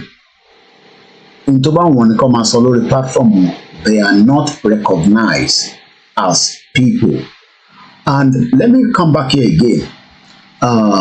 While she's giving all the details here and explaining things, let's listen back again to her. We had a social media engagement, which is the way of communication these days. Over 4 million Twitter views related to the SDG Summit, the Action Weekend, and the SDG Pavilion. The Pavilion also had online interactions, which were very impressive. I attended a couple myself, and the level of interaction with young people particularly was impressive. There was a lot of intergenerational engagement, particularly with women. We had Women Rise, over 80 women from different leadership positions who spoke, and I think we opened with a very interesting conversation, I would say a fireside chat, that spoke to some of the challenges with the opportunities of women in leadership, and that was with Melinda Gates. And, right. Woman is not the same woman. Tinubu bá sọ̀rọ̀, I can pick that from the Twitter. Kimama padà sẹ́yìn. So let me just pick that. It's the same woman. The Tinubu bá sọ̀rọ̀. Bẹ́ẹ̀ ni, right. The same woman náà ni Tinubu bá sọ̀rọ̀ ní bíbá. Tàbá mú wá sí bíbá. Ẹ̀yẹ ká pọ̀sẹ̀. After tí Tinubu ti ya picture pẹ̀lú Anthony Guterres, ṣe ti rí yàtọ̀. Handshake. This is the handshake. You cannot compare that with this. Sorry, with this. On that. But Jimmy boy, what? Yeah. Shall they compare ele at ele is two different things. You cannot compare this, right? I want to buy a picture. These are just ordinary delegates. Anybody really see event? Let me take a picture with you because ó ti mọ tó fi lo picture yẹn fún ìyẹn bàbá ẹ̀. Bàbá tẹ̀ ń wò yìí, ojú ẹ̀ lélẹ̀. Okay, ẹ̀ ti ojú ẹ̀ gbójú àwọn tó lè jiyàn gbé tẹ́lẹ̀ bá pàdé èèyàn lóru ọlọ́mọ tó máa ṣe fún yàn. You gotta run away from this man. This is another criminal that you gotta run away from. You got to run away from this man. Eléyìí tó máa gbóná ju Dúpẹ́ lọ because ìdí tí mo ṣe ní máa gbóná ju Dúpẹ́ lọ ni pé in turn present ní bíbá as bí ìgbà tí in turn present ní bíbá tẹ́ẹ̀rí ní bíbá ṣe rí pé presentation wọn in turn impression tó fẹ́ kí gbogbo ọmọ Yorùbá gbọ́ ni pé Yorùbá nation at the United Nations power ẹ ti mọ̀ pé ó lè ní Jimmy Boy tẹ́lẹ̀ ní ìwòrán àti Ìjìnlẹ̀. They are both fraudsters because fraudsters ló máa twist nǹkan ló máa twist it. One twist the narrative here to favour their own taste board. They are twisting it, and that is why they are using the word Yoruba nation at the United Nations power by Mrs. Dupe Onitiri Abiola. The question is, kilo power or power anything? This man works for this organization called Atlant Alliance. He has gone to that event through either one of his organizations, either this one. There's another organization that if you pin number by one pé wọ́n ní motion investigation lórí yẹn. Wọ́n pé wọ́n ní because bàbá ìdárúkọ progressive people during the presentation. Àwọn progressive yìí kódà èèyàn kan pè mí láti Nàìjíríà lénìí after tí wọ́n gbọ́ audio mi yẹn pé Mr. Koiki ẹni tó set up progressive yìí ó gbọ́dọ̀ gbọ́dọ̀ jáde láti confirm fún mi pé bàbá yìí ò sí pẹ̀lú àwọn. If not, I will continue to pin this fality pẹ̀lú progressive people yìí. Tí ẹni tó ní platform yìí tó bá ń gbọ́ program yìí at any point, tí bàbá fality ò bá bá yín ṣiṣẹ́, ẹ gbọ́dọ̀ jẹ́ kí n mọ̀ so that kí n lè confirm padà sí inú broadcast mi pé kò bá yín ṣiṣẹ́. If otherwise, I will continue to link in with this organization. Ìdí ni pé nígbà tí bàbá fality ń ṣe presentation ẹ̀ nínú audio, ó ní òun wá represent the progressive people of Yoruba land. The progressive people of Yoruba land, but kò fi worldwide association sí. Ó mi tẹ́lẹ̀. Mo pẹ́ follow nǹkan tí mo sọ. Ṣáwọn èèyàn wà pẹ̀lú mi ṣá. Bàbá fality, bàbá criminal, ẹ gbọ́dọ̀ sá fún. This is another fraudster. Ọlọ́run mọ àwọn tó máa ti defraud ló ṣe wà l'Amẹ́ríkà. Because for him to come and present to àwọn ọmọ Yorùbá pé òun lọ fún United Nations General Assembly, number one, irọ́ ló pa níbẹ̀ yẹn. And for the fact that ó ti parọ́, ó ti indicate pé fraudster tiẹ̀ ó máa ju ti Dúpẹ́ lọ. So what I want us to know now is there is what I call the progressive people of Yoruba land worldwide. Ẹgbẹ́ kan ni, kódà ọmọ ẹgbẹ́ yẹn ìkan ni wọ́n pè ní. Ẹni tó ní NGO yìí ó wà ní Germany ló bẹ́sì, but wọ́n ṣe a lot of activities ní Nigeria. Kódà ní 2019 or 18, this organization, ṣe rí pé laptop mi lélẹ̀, Alienware mi lélẹ̀. This is one of our rally. Èmi mo initiate poster yìí nígbà tí mo lọ sí Nigeria. Rally tó ṣe ní America ní 2 years ago. Ó wà lára èyí táwọn progressive yìí lò. Àwọn eléyìí, all I'm just going to say for now is I am not here to attack this organization. I am saying that this organization must come out with a communique, a statement that Baba Fality is not working for them. If otherwise, I will continue to pin you with him because ó dárúkọ progressive people nínú presentation ẹ̀.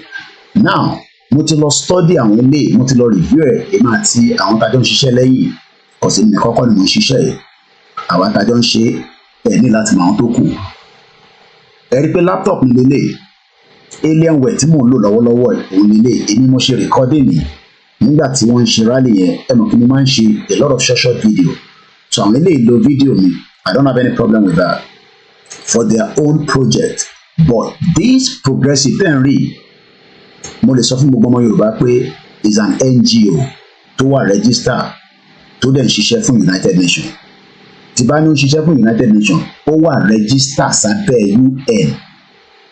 Kò ń ṣàwọn nìkan, màá fún yín ní evidence yẹn lálẹ́. So nígbà tí mo lọ study wọn, kódà 2 of my videos lọ lò ní 2 years ago. Wọ́n lo ti Ṣòwòrẹ́ kan náà ní 3 years ago. Wọ́n lo ti ẹran ti woman kan tí àwọn àmì náà. Reason tí mo ṣe ń link àwọn eléyìí pẹ̀lú bàbá burúkú yìí, bàbá yìí, òun ni pé bàbá yìí dárúkọ progressive yẹn nínú presentation ẹ̀. Ẹ̀yin tẹ́ bá gbọ́ fídíò yẹn dáadáa, ó ní I came to represent the Yoruba people that are progressive. Àwa tó kù a kì í ṣe progressive because àwa ò tẹ̀lé wọn, a lè tẹ̀lé àwọn criminals because this man is a criminal. Kò bá Anthony Guterres ya picture báyìí, kódà Tinubu bá the other woman ya picture. Ṣe rí pé Tinubu ló mú lọ sọ́fíìsì yẹn.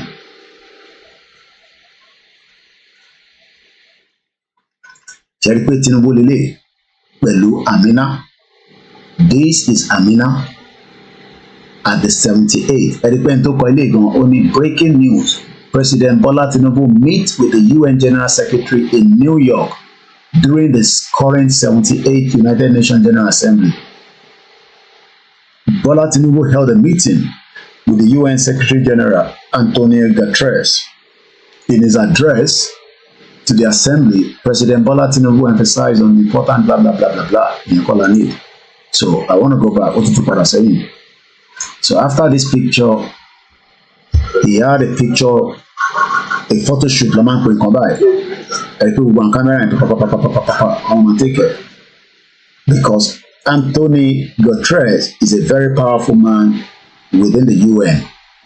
What in came to what position in the Koto Diplomat to the president in Nigeria? What we position United Nations General Secretary? What we law? Uno warfare.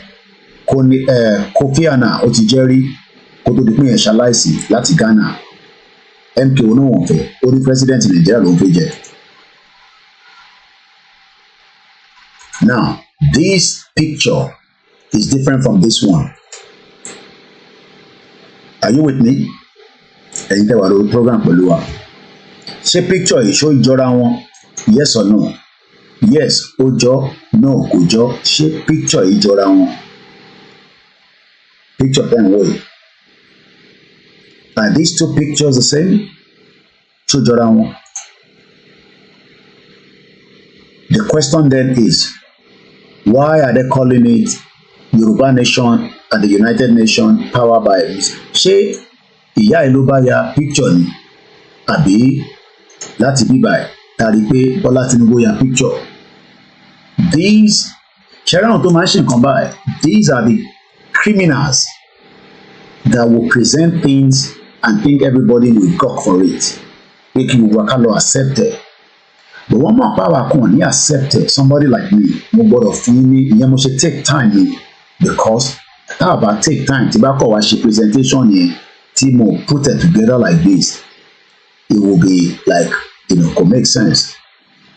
And that is why I said Dupe Onitiri addressed, Tibano addressed. I was not actually talking about Dupe, I was more talking about Amina. Amina ló address our media at the concluded United Nations General Assembly. Once again, in 29th of September 2023. I think somebody wants to call in. I don't know whether that one is. Hello?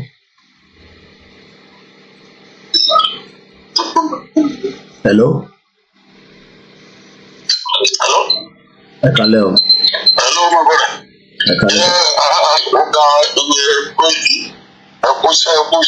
Yes, sir.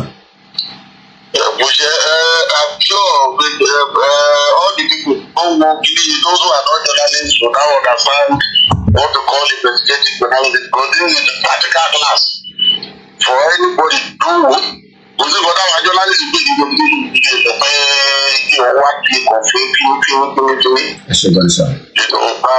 have just done and still doing, because anybody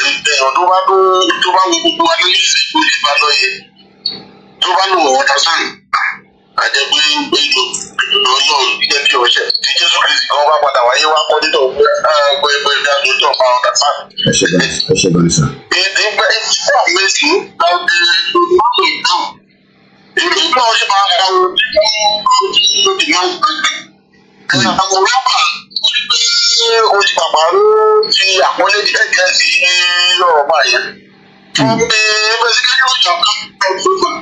I don't think that one works with the because the same is not the way don't know Benny.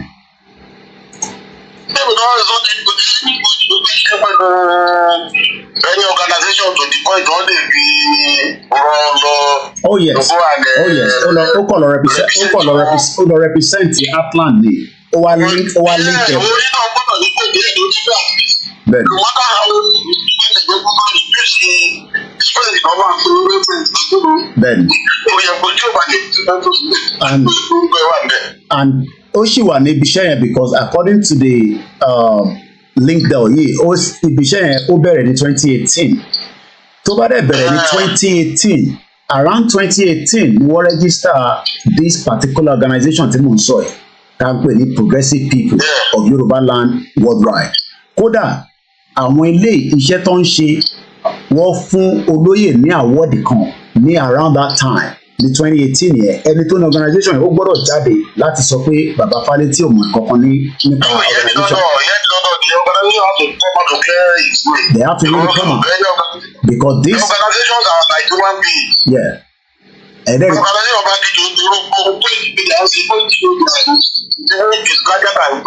then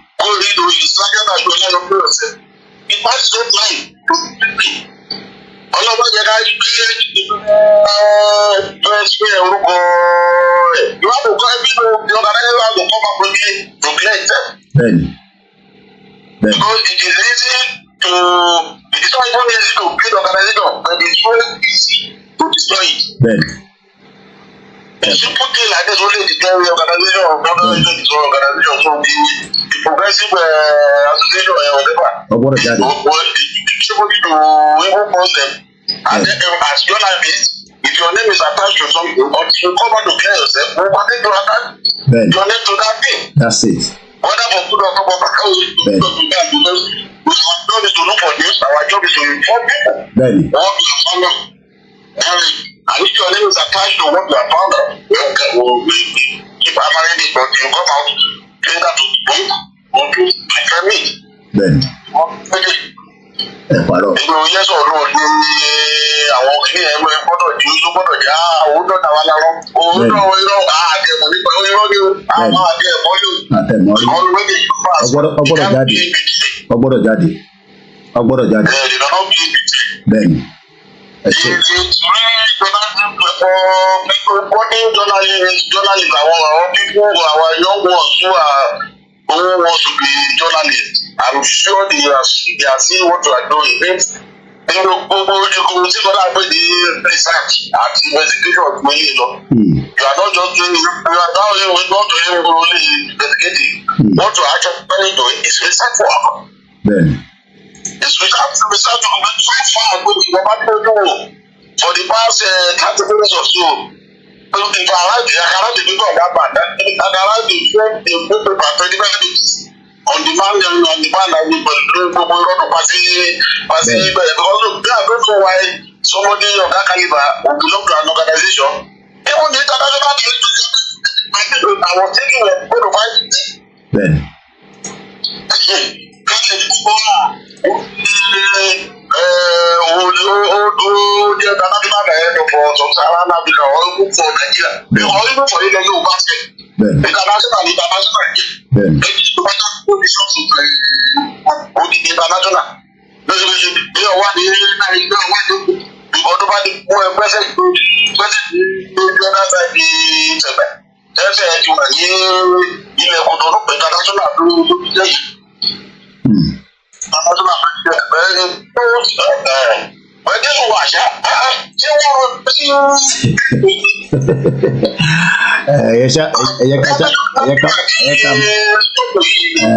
as long as we can, as long as we are able to, inform our people, it's just the fact. So, we continue to do our best.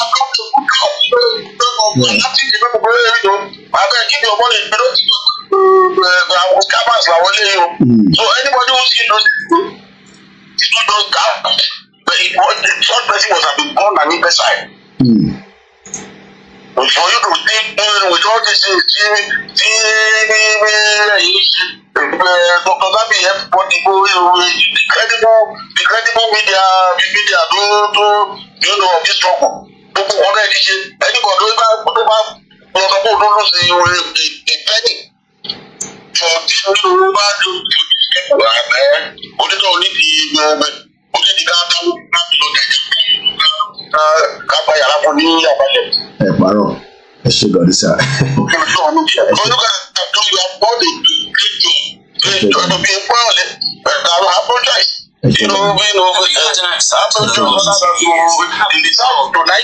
I really enjoy it, my brother. Thank you so much.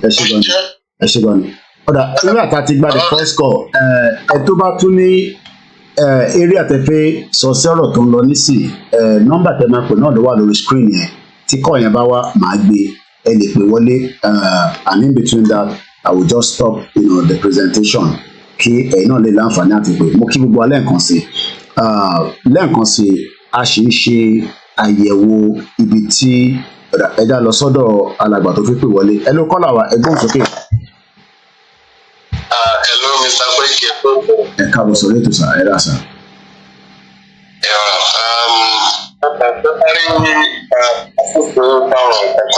Ẹgbọ́n sókè sà.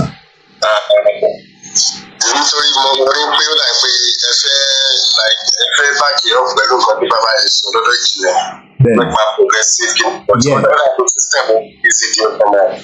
Ó bísí gan rẹpẹtẹ mo tẹ̀lé láti take down ọkàn bọ̀ ẹ máa sọ̀rọ̀ lọ mo fẹ́ lọ mú website yẹn jáde ni bọ̀ mo fẹ́ máa mú jáde níṣẹ́ máa sọ̀rọ̀ lọ website yẹn gangan. Mo tẹ̀ tí wàá bá yín ní forward àwọn kankan sí WhatsApp yín náà. Ok, máa wò ní. Yeah, so that even pictures gan tí ẹ fẹ́ gbé jáde tó dàpọ̀ fún ní problem so mo ti forward ẹ̀ sí WhatsApp náà. Okay, all right. Ma move it to the other kidney. Eshigoni. Ma send it sorry the other phone. Eshigoni. Now, Eshigoni caller wa. Mo fẹ́ kí a gbọ́ àwọn audio tí mo kí caller wa yẹn tí wọ́n pè. Ẹja gbọ́. Backdrop tí mo ṣẹ̀ṣẹ̀ introduction tí mo ṣe òun máa ṣe ṣe àlàyé. Mo dúpẹ́ púpọ̀ lọ́wọ́ màmá wa pé wọ́n káàbí ẹgbẹ́ èmi ni àwọn fẹ́ rán gẹ́gẹ́ bí ambassador at large láti lọ ṣe aṣojú fún ọmọ Yorùbá òtítọ́ tí mo pè ní progressive peoples of Yoruba land. Now, ibẹ̀ gangan ni mo ti link ẹ̀ mọ́ ibíbà progressive people of Yoruba land. Ẹ̀yin tí ẹ ní progressive people yìí ó ti di dandan pé kẹ́ jáde kẹwàá debunk pé ẹ mọ alàgbà yìí in tó bá mú yín tẹ́ ẹ bá ti jáde then we will continue to link you pẹ̀lú bàbá ẹ̀ and yes mo ti rí website wọn tí mo wá torí ẹjẹ́ padà sí audio yẹn lẹ́ẹ̀kan sí ẹjẹ́ ìwádìí.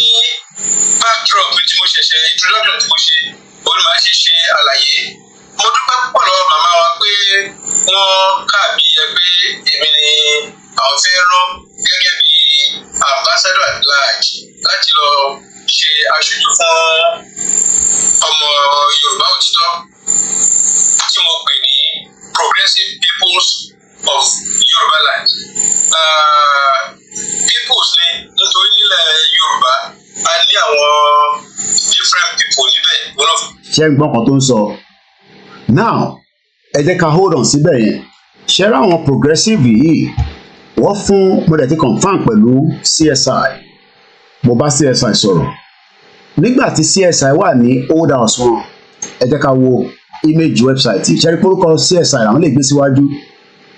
Ìyẹn organization ni the same organization náà ṣe ní People's Progress yẹn o.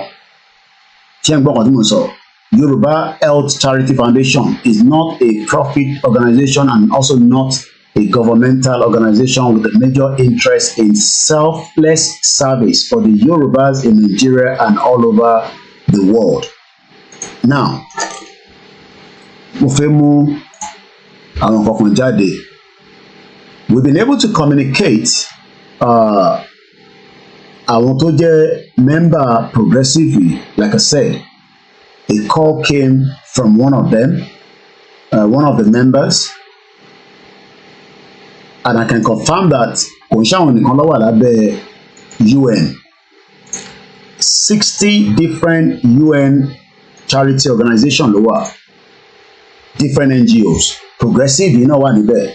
Now, event tí bàbá yìí lọ fún mò ń bọ̀ níbẹ̀, but mo fẹ́ ká bíbà opening the 2023 resume session kí ló pè ní bíbá non-governmental organization committee kódà ó ní fídíò tiẹ̀ which I will give us the link because mo ti lọ mú líǹkì fídíò yẹn jáde lórí UN website gangan so tá bá wá sí United Nations website and I've gone all the way back even títí di May. This is the event tí wọ́n máa fi accept bóyá kí àwọn NGO yẹn wọ́n máa gbà wọ́n wọlé àbí wọ́n ní gbà wọ́n wọlé ìbí báyìí ló ti máa ń ṣẹlẹ̀ níbí báyìí. Except the last day of the session, when the committee considers the draft report and hears closing statements. For the Q&A segment, up to 10 minutes devoted to each organization. On behalf of the committee, I would like to say that we are looking forward to a fruitful engagement with representatives of. Kódà nínú mi ìpàdé yìí, America disagree pẹ̀lú one particular organization. Wọ́n náà fẹ́ mọ bí wọ́n ṣe ń fund owó wọn. Mo fẹ́ fast forward it. We also have to do that work well.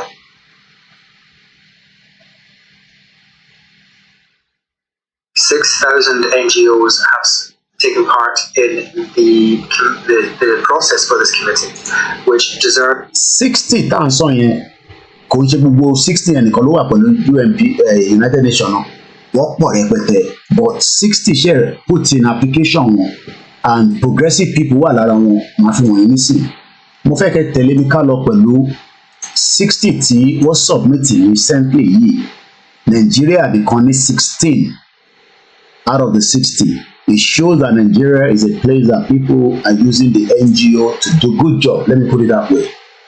You know, because of the situation of Nigeria.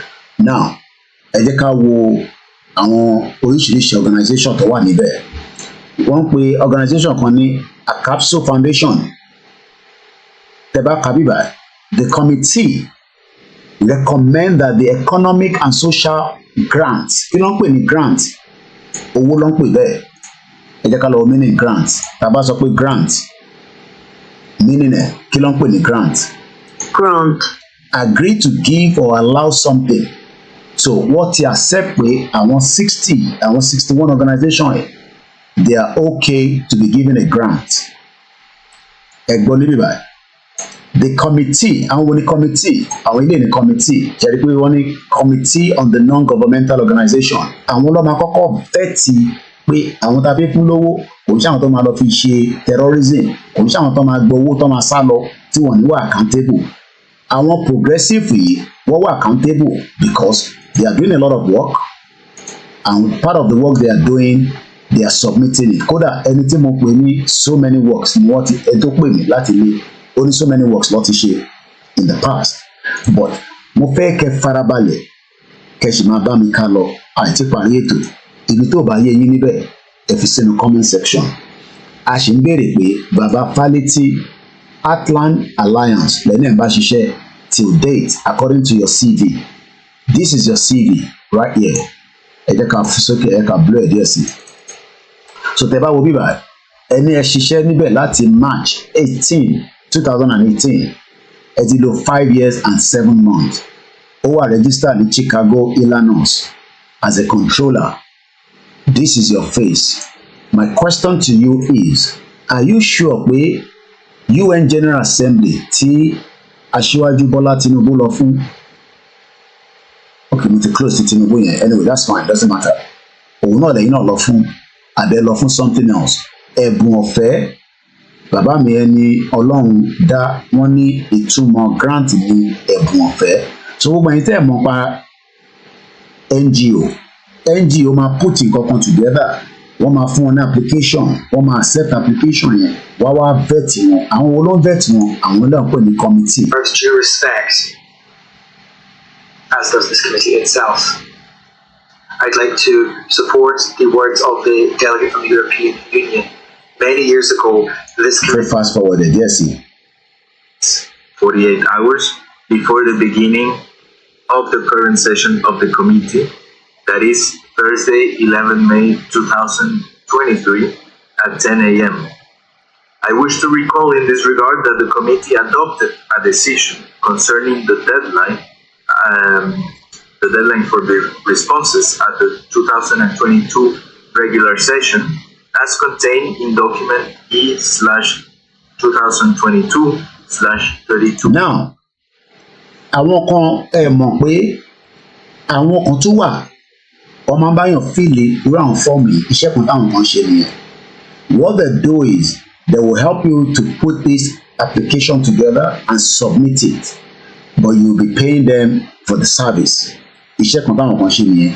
But what I can confirm to gbogbo ọmọ Yorùbá lálẹ́ ni pé 61 new organizations will now be getting what they call Economic and Social Council grant, special consultative status to the following 61 organizations. Nínú 61, 14 ní Nigerian organization tó wà níbẹ̀. 14 bẹ́ẹ̀ lẹ́gbọ́ lẹ́nu mi. Ká tó débẹ̀, mo tún ní kí ni meaning grant lẹ́ẹ̀kan sí. Grant. Ẹ jẹ́ kí n reduce Dupe Onitiri too much. Ẹ jẹ́ fún mi small view. Ó ti tóbi jù. Onitiri virus woman.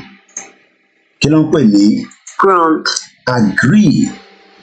Tí wọ́n bá agree, so United Nations ní àwọn section kan lábẹ́ wọ́n agree pé àwọn máa san owó grant fáwọn 61 organization.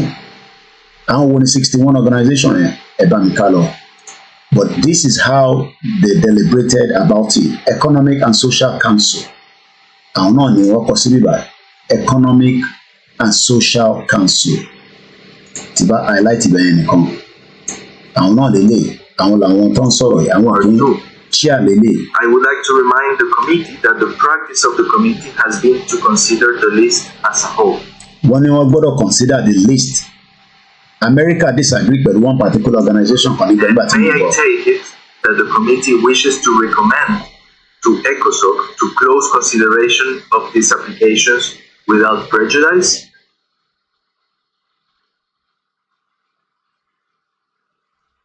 I hear no objection. So ẹ̀yin tá à ń sọ fún pé Yorùbá nation mọ̀ tó ń pè ní diplomacy, mọ̀ tó ń pè ní policy, ẹ kọ̀ rò pé fraudulent fraudster woman yìí tó kàn ń gbé fàbú kan fún yín, tó ń gbé irọ́ fún yín.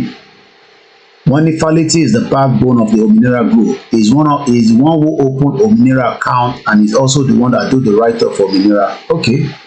Interesting. So because he's a controller ni adẹ̀tìlọ́wọ́ meaning controller lẹ́ǹkan, but unfortunately bó ṣe jẹ́ controller tó wọ́n fi jẹ́ head of services kankan ní bíbá according to tí mo lọ wò kò wà lára board of leadership, kò sí orúkọ ẹ̀ ní bíbá, ó dẹ̀ ti wà níbẹ̀ láti 2018. So that means pé àwọn ilé ẹ̀kọ́ employer ó dẹ̀ ń bá wọn káàkiri because àwọn ilé ní the staff tó máa ṣiṣẹ́ káàkiri on their behalf. So no problem. Ẹ ṣé gan ni bàbá wa Akínọlá lórí ibẹ̀ yẹn.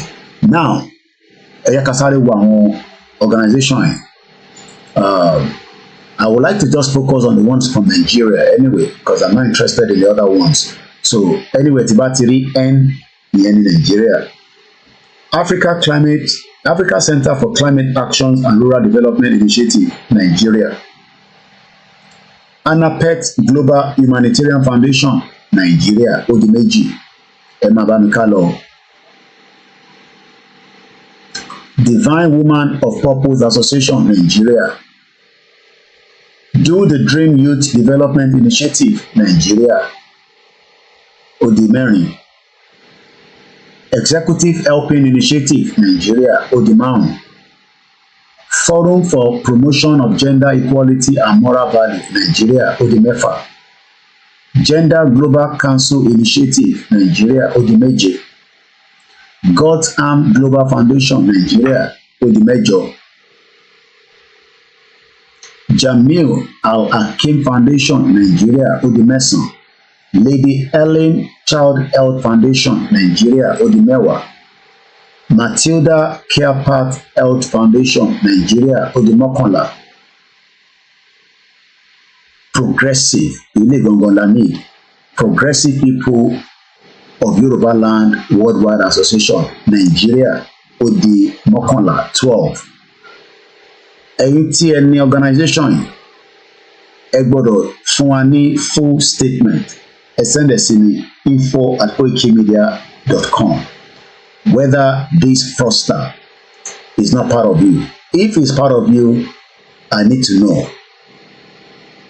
If it's not part of you, I still need to know. Ọ̀nà méjèèjì ni. If not, this is the organization tí ẹ̀ ń gba funding lọ́wọ́ United Nations tí lè wá parọ́ lọ́wọ́ àwọn non-governmental organization NGO. Ẹ̀yin ni number 12. Mo fi síbẹ̀ náà fọ́ náà mo padà bọ̀. RASU Solution Initiative Nigeria ó di 13. Stand Up for Women Society Nigeria ó di 14. Statewide Waste and Environmental Education Foundation Nigeria ó di 15. Woman Initiative for Values, Empowerment and Sustainability International Nigeria ó di 16. Ẹ wá ń sọ pé irú àwọn ilé àfẹ́ kí Nàìjíríà kò kú. A ṣẹ̀ṣẹ̀ mẹ́yẹ bọ̀ lápò ni. I don't have any problem with any of these organizations. They are not the reason why we are doing the program, but they are also as public. They are public organizations, so we have the right to mention their names because Abe United Nations ni wọ́n wà as a non-governmental organization. Wọ́n dẹ̀ ti accept wọn wọ́n máa fún wọn ní grant. So progressive people of Yoruba land, ìwọ wọn la bá ní problem because bàbá ẹ̀jẹ̀ aláìtì bíbá bàbá mention ẹ̀ nínú ibi tá capture.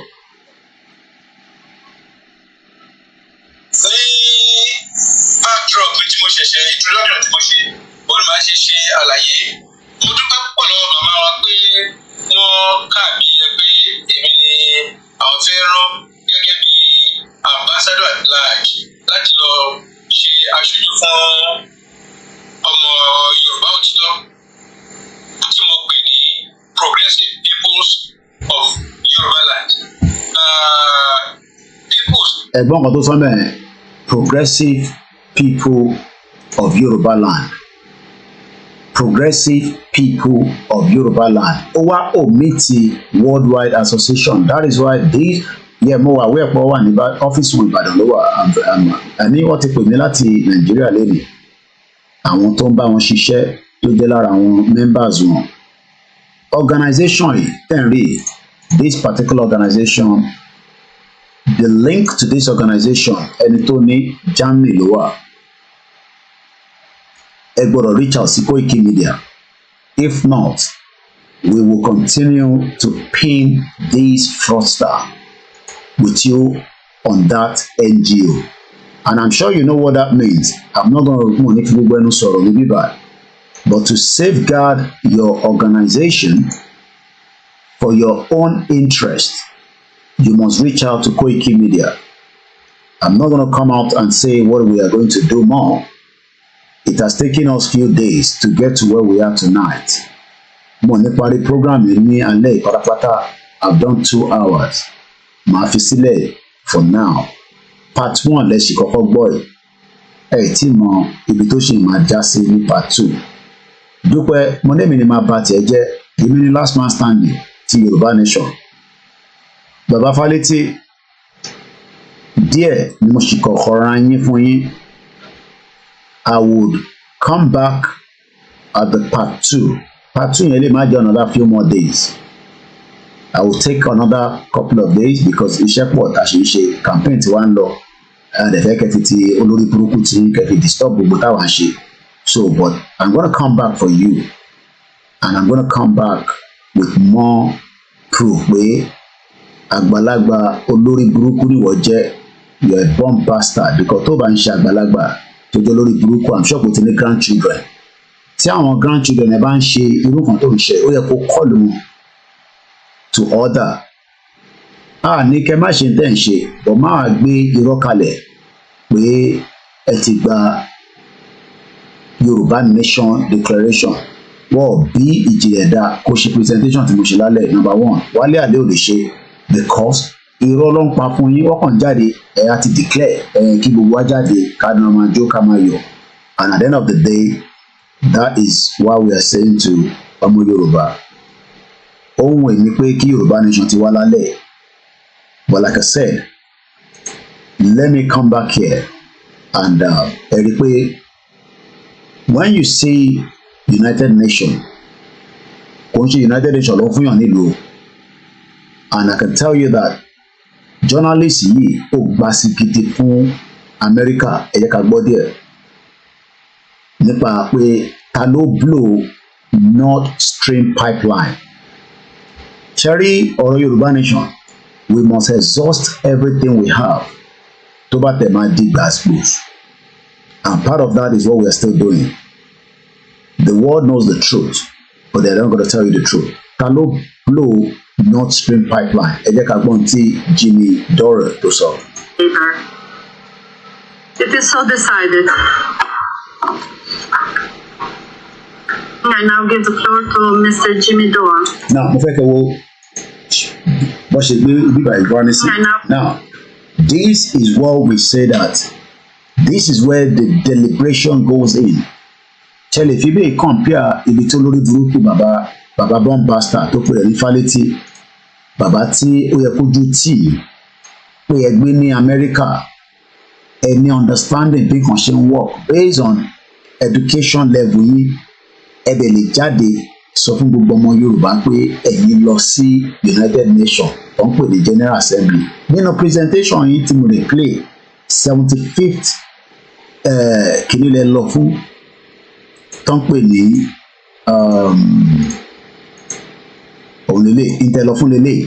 why are you telling lies? Kí lẹ̀ ń fi rọ́ ẹ fi ń hàdì mọ́ irọ́. Like I said,